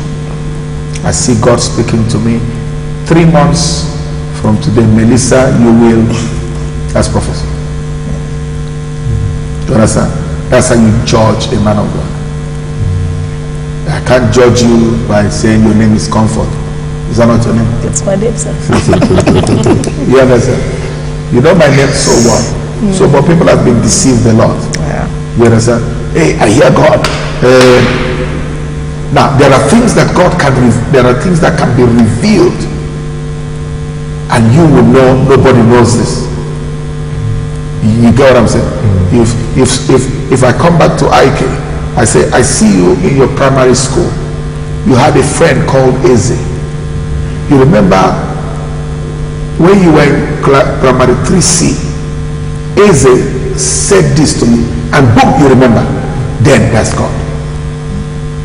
You understand? Yes. Because nobody else can understand this. Nobody can know this. But that you live in number 2 Abiyokuta Street, and my name is Comfort. Okay, maybe God is using it to get my attention. You understand? That's attention. Okay, now, if I didn't believe before, I get shocked. Okay, now what is God saying? But you must say what God is saying about future. Or God will speak a word of comfort. You understand? A word of comfort to her, because prophetic word has words of comfort. He said, I have seen your pain. God has told me of the pain you've gone through. You lost a husband, you lost 2 husbands. I've seen your pain. He's going to give you a husband that will take away the pain. You understand? But if you tell me I've lost a husband, you're making it worse for me now. What time I've lost a husband? I've lost a husband. So now, Yes. am I going to lose another husband or what's happening? But then the word of comfort comes. Must be what prophecy must be word of comfort, and it must be encouraging. So amen. Your labor, God says to tell you, you've served, I've seen your pain. Your labor is not even, he's going to reward you. 1 year from today, you will see how things will change. Then you are not discouraged in serving. You understand? You keep serving, knowing that God knows I'm serving, and there's hope for me. Okay, I have a question. Sorry. I have a question from Lydia from Mafikeng. Good day, sir. I got married last year. My husband has a tendency of staying on social network till 2 a.m. and his phone is always locked and he changes passwords, but he goes through my phone and wants explanation for every call I make. What does it mean? Lock your phone. Lock your phone. Say, can I see your phone? Say, can I see your phone? If that's how he wants to marry, give me the pin, I give you my pin. You stay on social network, I stay on social network. Okay, people must come back to their senses. Yeah. Must come back to senses. The pressure of phone, what phones and social network has cost us, it's terrible. You know, that's why every time I leave here, I shut down. I pay attention to my wife. Sometimes my wife will tell me, hey, because I like to tweet. My wife will say, hey, you're on this phone. I say, I'm sorry. I allow the phone to rest because I need to give her time. It's important. Your phone has taken a lot of our time. You see a family of 5 sit on the table for dinner. Nobody's talking. Nobody's talking. Everybody's trying to send a Facebook and they're snapping the food. Nobody's talking to anyone, and there's no communion. Again, people have even gone to church with us. God is talking, they are talking to somebody else. That's a big disrespect. In our house, once we come for dinner, everybody knows. I give an instruction. All phones, switch off or put away. You have to respect that while we're eating, and it's the right thing to do. So pray for him and challenge him. Let him know it does not please you, and by the grace of God, he will change. I see. Okay, let me read it. This one comes and says, Happy Women's Day to all ladies on. Yeah, Happy Women's Day. Happy birthday. But I don't know why they didn't give Men's Day. There's no Happy Men's Day. They give to only the women. Happy Women's Day. Happy Women's Day. Please, government. They say men and women are equal now. So if you give them equal day, you give us too. So we can go hunting and the boys can go and fellowship together. Okay, she also says, Happy birthday to Christ Ambassadors Church. I'm so blessed to be a member of such a great ministry. Oh, wow. It has changed my life so much. I thank God. Please, I have a dream that's been bothering me so much, and I would like to know what it means. I dreamt I was with Dr. Idah, and he kept asking me to bring him a specific shoe. And every time I bring it, he would say, no, it's not this one, until I said, sir, there is no shoe like the one you're asking for. Then he said, okay, and took the current shoe I was holding. Then at that time, I got annoyed, and I woke up. Hey. What kind of interpretation is this one now? Shoe represents work. Your work. I don't know if she's in church. I don't know what work she's working. I don't know what God has called her to serve in. And I think that's what it is. Maybe she's supposed to serve in a particular department and she's not wanting to serve there. Maybe she's just comfortable coming to church and there's a pressure on her to serve. Please reply me. What's her name? Cindy. I think she needs to serve somewhere and maybe she's not serving there. So when she presents this, I say, no, you need to serve. You need to serve. Why are you just sitting behind? Or why are you not serving in a department? And I think that's what God is trying to show to them, because the shoe represents work. It represents work to work with, to work in, you know. So I think I believe God is sending her to go serve somewhere. That is why I'm rejecting maybe what she's doing at a particular time. She's not adding value that she's supposed to add value. All right, so, I have a question from Messi from Pumalanga. Happy 15th anniversary CAC. Thank you, man of God, for this platform. As a Christian, is it good to do mortuary business? Like if the business is low, what kind of prayer do you pray? If you pray God kill my give me people to die, what of your own family? Before God begins to start with you. Okay, let the mother die, let the father die, let the sister die. No, if business is low, you thank God that business is low. If business is high, you thank God that business is high. Once you get into mortuary business, nothing wrong because people need to be buried. You know, but you can't be praying that God should, that people should die, people should live. Well, the person is here, your business. Father, I release your business in Jesus' name. Amen. But a lot of people die. No. A lot of people die. God bless your business could just mean that, okay, if 50 people dies, let's say they are supposed to die, and only 2 people come to you, that's not good business. If 50 people die, 40 people come to you, that's good business. So I can say, God bless your business. So the people that die will come to you. Not that we pray for them to die. Amen? Amen. Yes. Because people must die. You know the number of people that die every day? Yes. People die. And they're looking for where they must be buried. They must look for mortuary. But if the grace of God or favor of God is upon your life, it's not that you're killing them, then they will just come to you. Don't pray for God to increase my business. Don't pray for people to die. Let the hand of God rest on my business. The hand of God rest on my business. People need to be buried. Well, on a more serious note, it could be that it's still in a small funeral home. I mean, now these days funeral homes have become very big. They use the best cars, they buy land to build cemeteries that, you know, because people losing loved ones, something to cherish, so people like to go. So you could look at it in that light. Yeah, just increase your business, do it better. You know, just do it better. People will recommend you. Oh, this funeral, this parlor that handled, our burial was great, they did well, they did that, so that in case somebody loses somebody, they can always recommend that you have a heart, not just here and think for the money.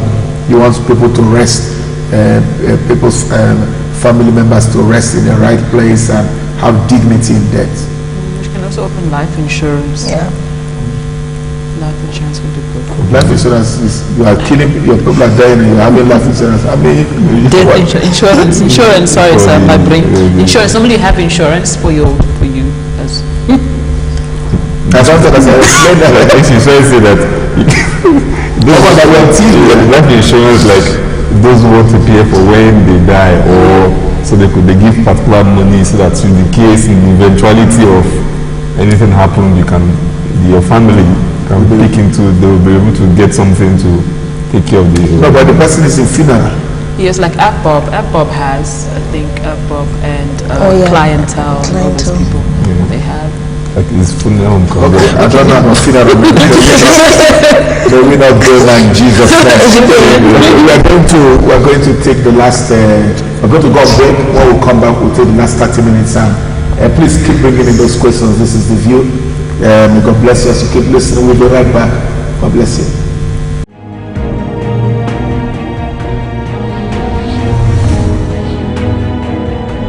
ATV,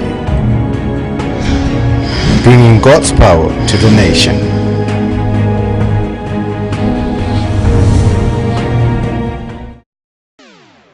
Get the new book written by Dr. Idah Peterside, the Sent One, titled Divine Encounter with the Supernatural. This book is the roadmap to Dr. Idah's calling to ministry.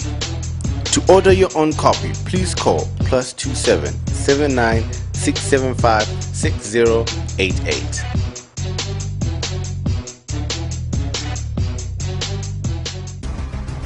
New release by Dr. Amy Peterside. Will I ever get married? Are you struggling in the area of relationships and trying to find the right partner? Well, this book will teach you how to get married and stay married. Know the signs of a right partner. This book includes topics like define a relationship, becoming a person of worth, how do I know he or she is the one, internet dating, where can I find love?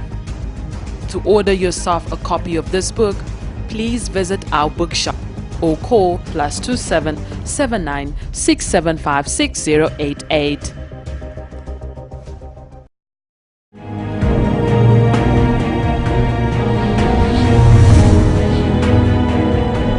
ATV, bringing God's power to the nation.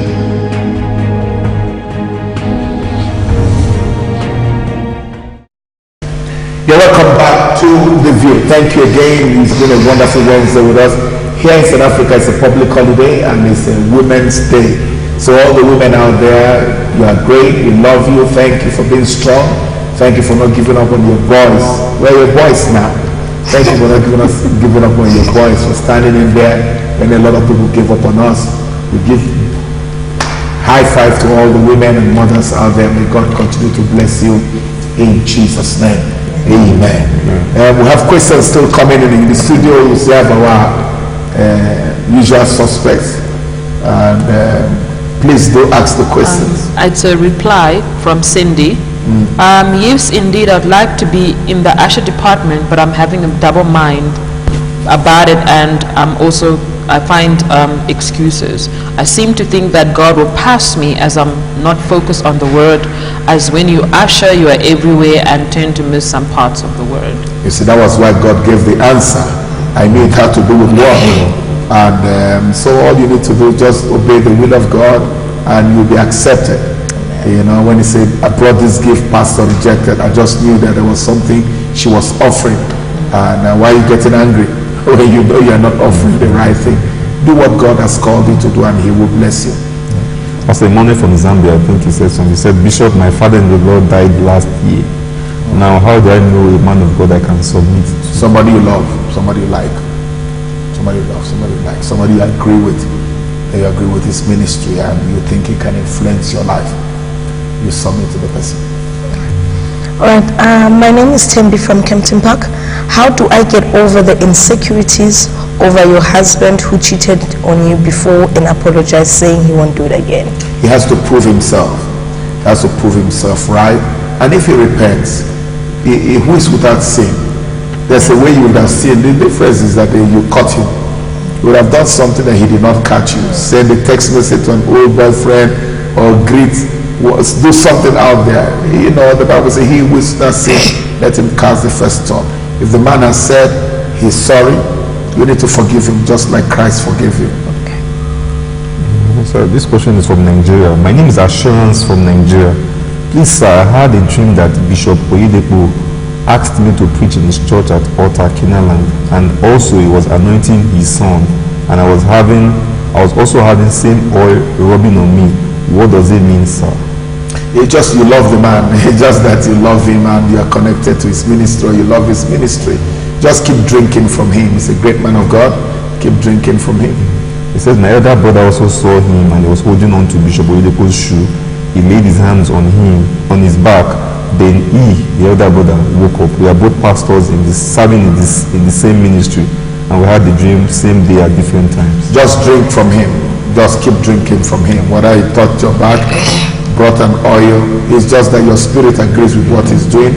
Keep drinking from him. A man can affect your life. He's affected my life seriously. This morning I was watching him on TV. I still drink from him. You know, keep drinking from him, which means it's a good ground to drink from. Alright, greetings in the mighty name of Jesus Christ. My name is Figile. Say, I always desire great women of God out there. I have been praying and living right before God, but I feel like I'm not growing spiritual because I still speak in the same tongues. They haven't changed.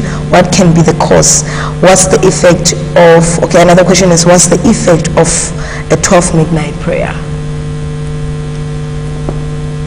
Prayer is prayer. I've always said it. With those of us that are a deliverance ministry, that do deliverance in ministry, we've argued there are a lot of windows. There are different windows in the spirit realm we've come to find out. And there are times that sleep calls on a man, especially between that 12 and 2. You know, and we believe it's an open window. And when you have studied witchcraft or you studied the occult, you find out that they are more operational between 12 and 3 o'clock. And when deep sleep calls on people, and most times when deep sleep calls on people, people lose consciousness.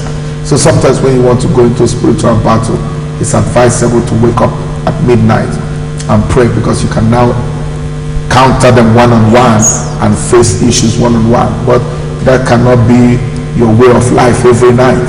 You'll be useless at work the next day. Most times people don't, we need to pray by divine instructions. When God wakes us up, puts pressure on us to pray, then we pray. The first one was what? The first one was, I always desire great women of God out there. I have been praying and living right before. Yes, before. But now she's saying before God, but I feel like I'm not growing spiritual because I still. All you said before, have you stopped living right and living I think so, because she's saying I feel like I'm not growing spiritual because I still speak in the same tongues. They haven't changed. Yeah, it's not for you to decide. Just keep doing what you are doing with God. Keep longing after God. Keep desiring after God. The growth is always determined by the writer of the exams or the setter of the exams. You know, I've always think the way to know if you're growing is temptation, is suffering. Okay. When you want to grow physically, eat food. Food makes you grow. If you want to get fat, you eat chips and eat things that will make you add some weight and things that will make you grow fat. If you want to grow intellectually, you expand your mind, you read books, you listen to intellectual people to expand your mind. If you want to grow spiritually, you suffer.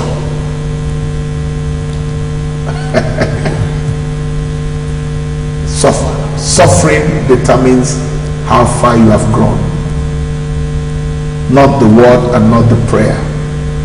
He said, I will show Paul what he will suffer for my name's sake. The suffering, how you handle suffering, how you handle pressure, how you handle temptation determines how much you have grown, not how much you read the Bible or how much you pray. Because after praying and after reading the Bible and you still come out and you slap somebody that makes you angry, have you grown? No. No. You have not grown. It is when you bring your offering to the altar and you remember that somebody has something against you, you leave it there, go back to the person and say, I am sorry. That is growth. So reading the Bible, praying in tongues and speaking in tongues is not how you measure growth. Pressure, the one they gave to Jesus. Pressure, the one Paul faced. Pressure, the one Job. Was it only Job that lost his son? Was it only Job's wife? Didn't the wife lose his children? And Job lost the children. So why did the wife say, you caused God and die? The property, were they not the same? Two of them owned the property. So that woman would have caused God already. I've told God my mind. You tell God.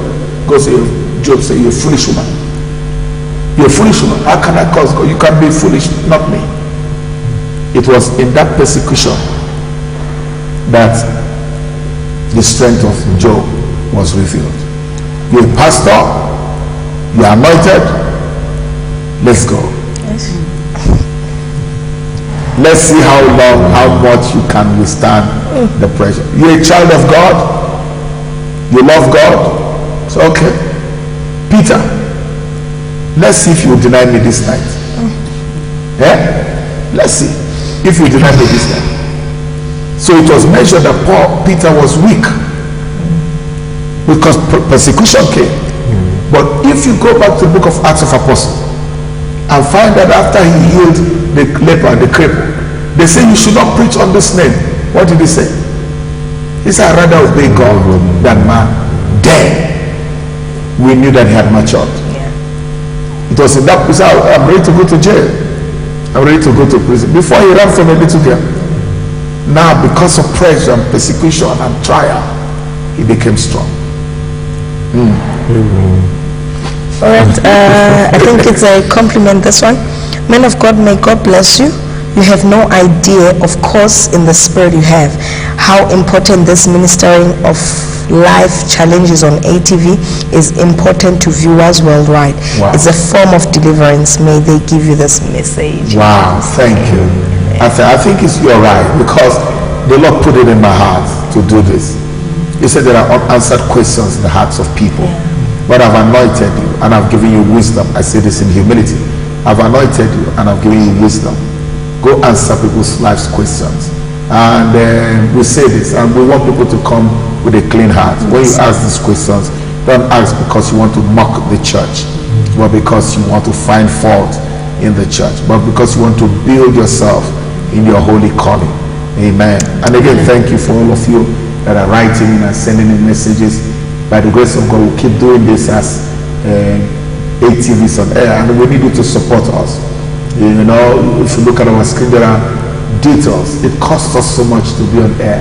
You know, I've seen a lot of pastors have gone off air, a lot of ministries have gone off air. But we've been here for 4 years, and we're trying to calculate how much we've spent in 4 years. We've done about 6 million rand just being able to bring the gospel across to you. So wherever you're watching us, we want you to support us. Support the ministry. It's owned by Christ Ambassadors Church. As God puts it in your heart, please do sow a seed. And I want to invite you this Sunday. Come and celebrate with us. Whether you're a pastor, whether you're in another church, we're not asking you to come and join our church. We have 2 services. One will be for our members. It's from 9 o'clock till 12. Then from 12 o'clock till 2, 3 o'clock, we'll be having a party here. So if you are worshiping in a different church, come. You're in Kempton Park, you're in Johannesburg, wherever you are. Just come and join the celebration as we celebrate 15 years of ministry. Thank you so much. We hope you will come And we hope you will sow seeds to help us keep the station on air. God bless you. We have a question from Nna from Gabaroni. Yeah. She has a second question. She asked the first question before. Do the people they kill make heaven? What can we Christians that they kill, like we get killed, do they make heaven? What can we Christians do in order not to fall into such? We pray asking for God's protection. Maybe she means, what can we do in order for us not to get killed? Do we pray asking for God's protection? Getting killed? If they kill you as a Christian, you go to hell. If they kill you and you are living in sin, you go to hell. Yes, be ready. You don't know when death is an appointment. When it's time to keep that appointment, you keep that appointment. So if they shoot you and you're living in sin, you will go to hell. But if they shoot you and you're of Christ, you will make heaven. God protects us. I really believe that God protects us. He sends his angels to protect us. But it's an appointment. Death is an appointment. We will all keep this wonderful, the most beautiful appointment on earth is death. Death is a blessing when it comes and it's time to go. Oh goodness God. Amen. Paul says, for me to live is Christ. For me to die is what? Gain. I told you. It's a blessing. I don't know why people fear this thing. I slept last night and the devil said, I will kill you. I said, I know you will not kill me because you know I will go to heaven immediately. The devil left me. You can't be afraid of death. I think it was a secular musician that did a song in those days. Said every Christian believe in heaven, but nobody wants to die. Everyone wants to go to heaven, but none of them want to die. You need death to see Jesus. But absent from the body, there's nothing like death. There's nothing like death. It's just change of scenario. It's change of scene. No death. Nobody will die. Nobody will die. You can't. How do you die? You don't die. You move from one level to another. So there's nothing like death. It's just a transition, either to heaven or to hell. You see, everything is normal in hell, but just in pain. But now, when you make heaven, is the joy. That's why we ask people to give their life to Christ. Don't live in church and live in sin. You need to surrender your life to Christ. Endure whatever pain you need to endure here on earth. When we see Jesus, he said, I will wipe away. The other day I was thinking of heaven and I saw myself in the spirit walking in heaven. No bills to pay. No gossip. Nobody will gossip. Nobody will say he's a really man of God. Really man of God. All these kind of things will be there. They will say he's in Nigeria. They will say he's sick. The blind will see. The lame will walk. Everything will be in perfect order. There will be no heartbreaks, no marriages. Amen. No relationship, no boyfriend, no girlfriend. It's going to be so peaceful. And what we do here qualifies us for heaven. Can we just take some few questions, then we will This one is a Facebook question. It goes with this being pending a while. Good day, sir. My name is Pumulani Tabiti. I'm struggling to get a job. My business is failing. My finances are bad. My life is complicated. Please tell me, what is my problem? Nothing. You believe it. That's the problem. You believe it.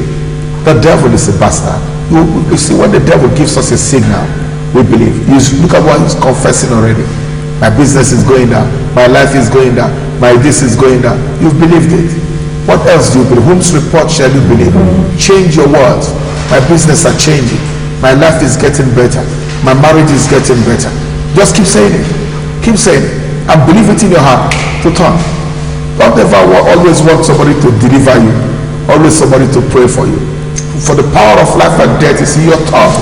Sometimes we get into this mess because we've been speaking this mess. We've been fearing it. And once we get into it, it comes on us. Job says, all that I fear has come upon me. When you go to the first book of Job, or second or first and second chapter, you will see that Job was always scared. He said, let me pray for my children. Miss something wrong. Let me kill a cow for them. Let me do, oh God, they have sinned again. And all of a sudden he said, what I fear has come upon me. So you can't be afraid to die. How can I be afraid to die? I've already told you to die is gain. Yeah. So will I be afraid of this to die? I was dancing. I'm like, hey, very soon by the grace of God, I will see Jesus. I will see Jesus. I don't want to go now. You understand? But if he calls me now, I'm ready to go now. But I want to do his work. If he says your work is over, I'm ready to go. My focus is not boyfriend, children, husband, wife. No. I want to see Jesus. So let him confess. Let this person, he or her, begin to change your word. Satan, you've done enough. My life is changing. Yes. My work is changing. It's a spirit. Jesus said so. He said, the words that I speak to you, they are what? Spirit, and they are life. The same word he said he expects you to speak. You have children. Look at them, great children. Great children. You will not be like mama. Yes. You understand? Your life will be better. You have great husbands. Yes. You will take care of me. Yes. I see you buy me a big house. Yes. See, buy me a big mansion. You're already speaking your future. Now when the devil looks at them, you say, hey God, these children, they did not turn worse than me. You say, the one I'm looking at you, look at your eyes, you are doing you will soon be worse than me. It's a problem. Yeah, it's true. It's a problem. So the fear of the devil will come. The enemy will try to say your business is cracking. I had the devil speak to me a long time. You close your ministry. I said, close one. Who gives you the liver? Did you start it? You understand? But if you are afraid, everything you panic. No, you can't do that. Wow. Like my sister the other day, sir, a woman, they were in the shop and my nieces, they were busy jumping. And then one woman passes and goes, they are not angels, I know these kids, they are bad. She turned and said, no, my children are good. Exactly. A young man, I think it's in the internet. A young girl went to his mother and said, Mommy, where did children come from? The mama said, children are from God. They're a blessing from God. They came from God. Then the girl went to the father. Mommy, Dad, where did children come from? The daddy said, children come from monkey. Well, all of us come from monkey, are from monkey. So both of them were sitting, the man and the woman. So the child comes, Mommy, you lied to me. Mommy said, how did I lie? He said, Daddy said that children are from monkey. The mother said, he was telling you of his family members.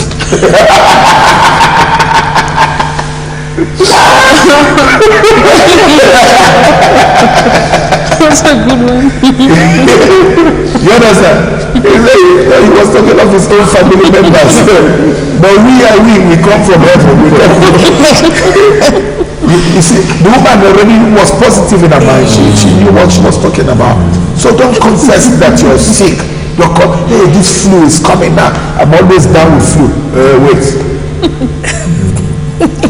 You start coughing. You've already prophesied before the flu came that you're down with flu. True. You understand what I'm saying? Yes. As the flu is coming, I say, what flu? Come on, this flu will come and pass. It won't fight. Even if it takes 99 people, it won't touch me. That's your immunity. Yes. Yeah. And that's what the body of Christ is not doing anymore. The Bible says when they say confederacy, don't say confederacy. When they say this, don't repeat that with them. That's why every time I look, I say, my name is Idah Peterside. People think you're arrogant, but I'm securing my future. Yes. Yeah. You understand? Yeah, I said, oh, I'm blessed. You speak life. The power of life and death is in your tongue. So please change your word. You're not broke. Your business is not going down.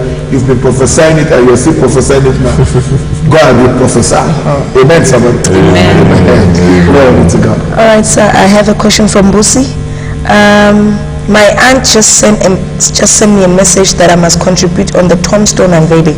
Must I send the money or I'm just confused? I'm watching ATV. What do they do with this tombstone? Let me not say I know the culture too much. Because for me, in our place, tombstone is tombstone. Tombstone is bringing money. We prepare a tombstone for my parents to make the place beautiful. I don't have a problem with that. But if we bring in money to appease the one that is under, and making him rest in peace because we are putting a tombstone and it's a sacrifice, then I have a problem. But if we want to make his his yes, monument, beautiful. Yes, you can send money. But if they say he's not resting now, he's still waiting for you people. And if you don't send money, he will come and attack the family. No, let the dead bury the dead. I remember when my aunt, the one who passed away, she came to my mom one day. She's like, sis, imagine one Sangoma comes to our mother's house. She's telling me that our father is angry standing by the gate. That's why our things are not working. So she says, I told the woman, hey, get out of my gate and tell that my father to wake up and come into his house and solve his problem. Wow. That's the right one.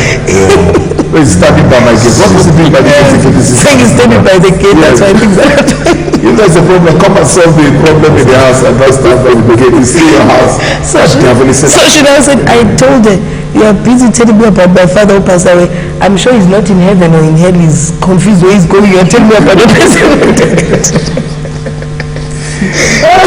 The devil is wicked. He has put people under a lot of bondage. True, sir. It's true. We have to be liberated. It's true. We have to be liberated. Like I taught on Sunday, no demon gives any baby. It was a wake-up call when I was preaching it. Satan is a bloody liar. No Sangoma gives the job. No demon gives a job. I'm telling you. Sometimes they just know that God has blessed you, and this blessing will come. They manipulate you. You know, they have this sense that this something good is about to, because heaven sends signals.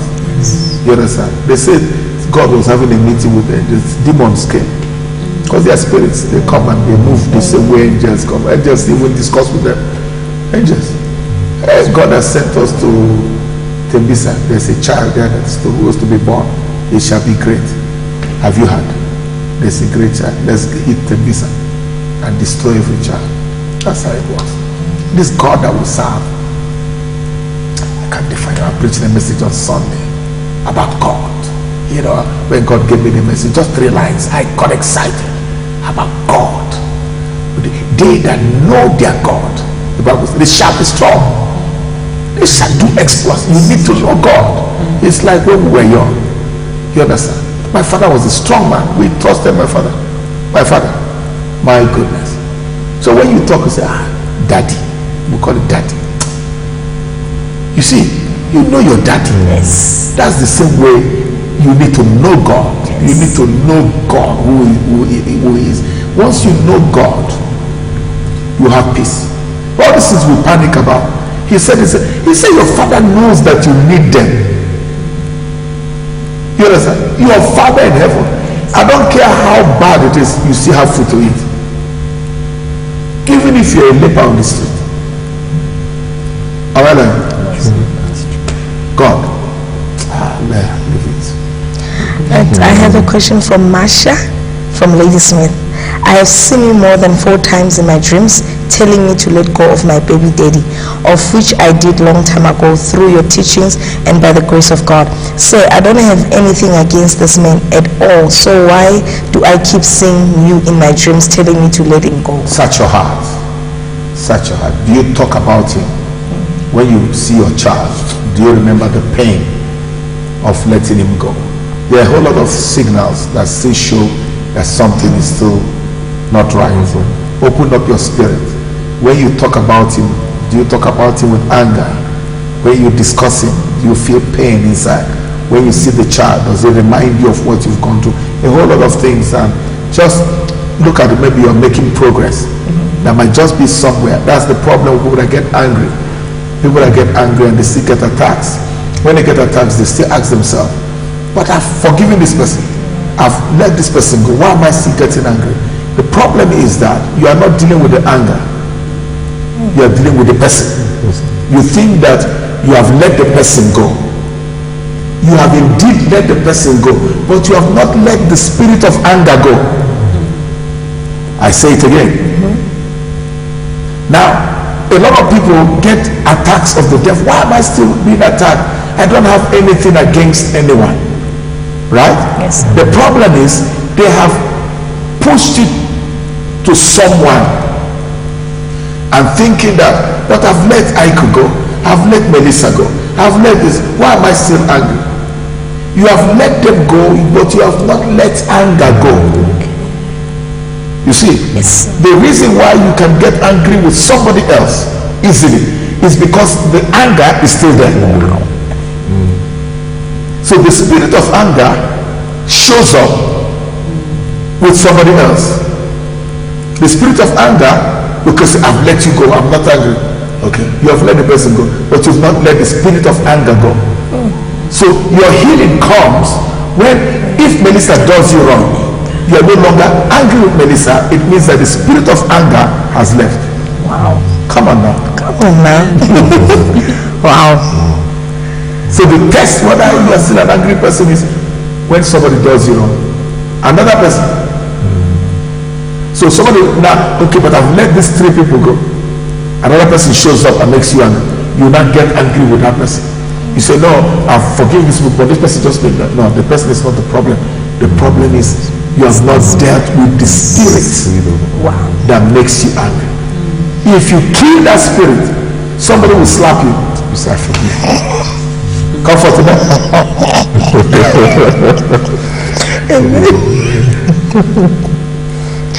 I think it's one of the things that we need to work out. Yes. The spirit, because now it's no longer about the person, it's about the spirit of anger. What makes a person sleep with a woman? It's the spirit of Yes. lust. Spirit of lust. Yes. The spirit of fornication. It is not because the girl is fine. It's not because she has a shape, big shape and all that you see. No. It is the spirit inside of you that wants to have fornication. To him whom you obey, to him you are a servant to. So it is dealing with the spirit that matters. That is why you see Ephesians will tell us about this, what is that thing, The fruit of the spirit. the fruits of the spirit. The fruits of the spirit is joy, peace. Now it is not the joy or the peace that is the fruit. It is the spirit inside that makes you have joy and peace and this. That's why it's called the fruit of the spirit. Anger is the fruit of the spirit of anger, of the devil. Amen. Amen. That was insightful, sir. Yeah. Insightful, because this, then before we go on to questions, I know there are questions. You see things where people get angry not because of a particular like you mentioned people, but just because same thing that person did is repeated. Yes. And the anger comes out again. This is maybe you start wondering, how do I get angry? It's the spirit inside of you. It's the spirit.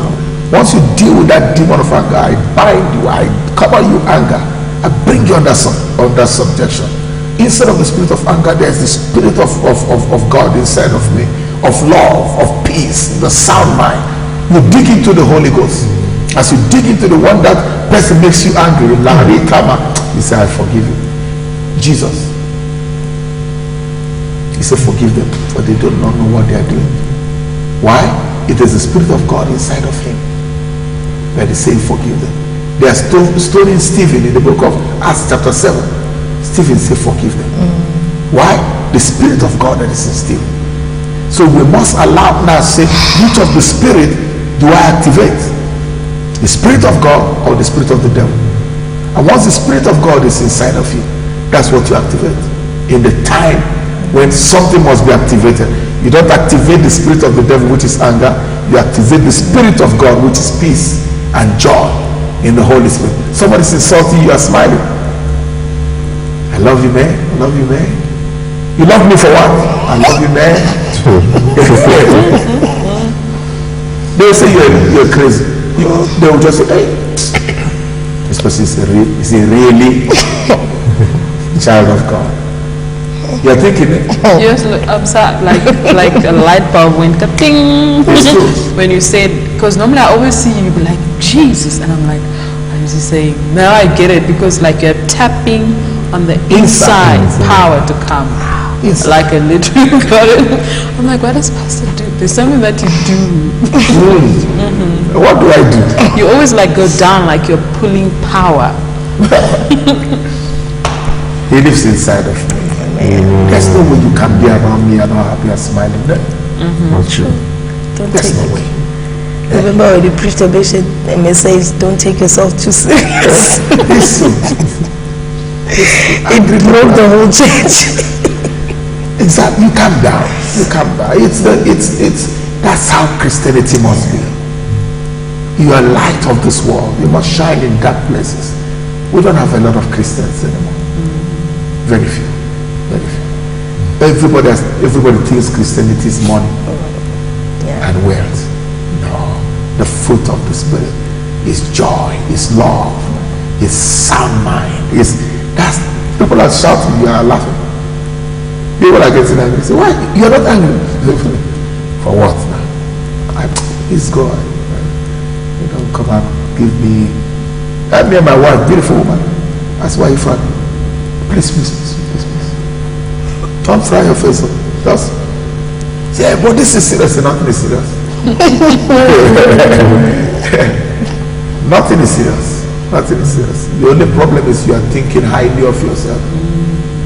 But if you have the Spirit of God inside of you, there's love. The Bible says love covers all things. I will take one more question, then we'll begin to pray for you. Just open up your spirit. I think it's maybe the same person the ladies mentioned to believe. I received the prophecy last month. God has opened the door for my employment, and on that prophet data prophesied that a breakthrough is on my life. The question is, how long does it take for the prophecy to come real, and what must I do next? You wait and pray. Every prophecy you must fight, or else it cannot come to pass. You war with prophecy. You are going to marry in 1 year, you fight to get married. You rebuke that devil of singleness. You fight with everything that you have. If you keep quiet, you can lose your prophecy. Okay, we about to close. Okay, you have questions. My name is Pastor Tempo in Port Harcourt, Nigeria. I'm a pastor in a good ministry, but I have problem with the level of the word understanding. It's killing me. What do I do since I can't change them as they are juniors? They are junior. You are junior. Junior. Is the pastor that's a ministry? Yes, sir. It's a tough call. It's a tough call. But you need to grow. Pray for your pastor. Ask God to increase his word level. Then read books.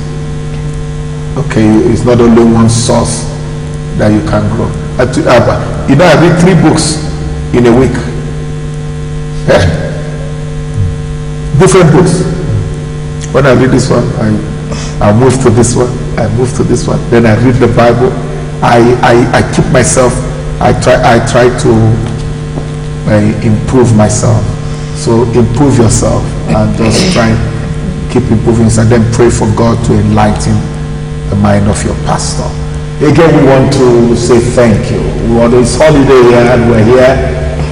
All my workers are looking at me like it's a holiday and we have a service this evening. It seems like they're not going anywhere and they didn't know it was my plan.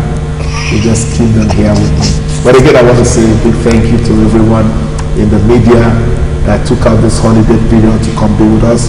I'm going to pray for you. I want to thank camera people, the Musa, OTs, even my PA thought he was going to be with me here for 1 hour and go. But that's the work of the ministry. Again, thank you for being here with us. I want to pray for you. And before we say our byes, I want to pray for you. I want God to answer you. God spoke to me and he said, if I ask him to answer you, he will answer you. So believe with me that God answers me.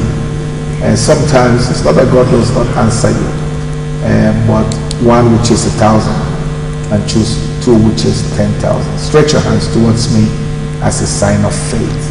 Yes, stretch that hand towards me. And I stretch my hand. So we touch in the spirit. Now in Jesus' name, the one that called me, I command the blessings of God. It's a command, which means if it didn't want to come on you, I command it. Like a soldier will obey a superior officer. I command the blessings of God. Wherever your blessing is, may it locate you now. May you receive the favor of God in our season of supernatural visitation, supernatural increase, supernatural supplies. May God supply the desires of your heart in the name of Jesus Christ. Amen. If you need healing, receive it now. Amen. If you need a breakthrough in your business or career, receive it now. Amen. If you need a lift in a promotion, receive it now. Amen. If you need blessings upon anything that you do, I command it to come upon you now in the name of Jesus Christ. If you've been bound by sickness, by disease, by Satan, be loose. I lose you in the spirit. I lose you. I lose you. I lose you. I lose you from that thing that has bound you. I lose you now in Jesus' mighty name. Amen. Be blessed. Amen. Be blessed. Amen. In Jesus' mighty name. Amen. Amen. Thank you for being part of the view. We are going to be back next week, 12 o'clock. Tell your friends. If you're a pastor, get your notes. Take notes down. If you're a church worker, take notes. We will see you next week, 12 o'clock. Again, I want to say a big thank you to Melissa. Thank you for being here. Thank you, sir. I learned a lot today. Thank you. And I can thank you for being here today. It's a great pleasure, sir. Thank you very much. God bless you. And comfort, you're doing well. We don't know how we smuggled into this program. That's favor. You are doing well. Thank you, God sir. bless. Again, we'll see you next week. Again, thank you to all those behind the scene. May God continue to strengthen you and bless you in Jesus' name. Amen.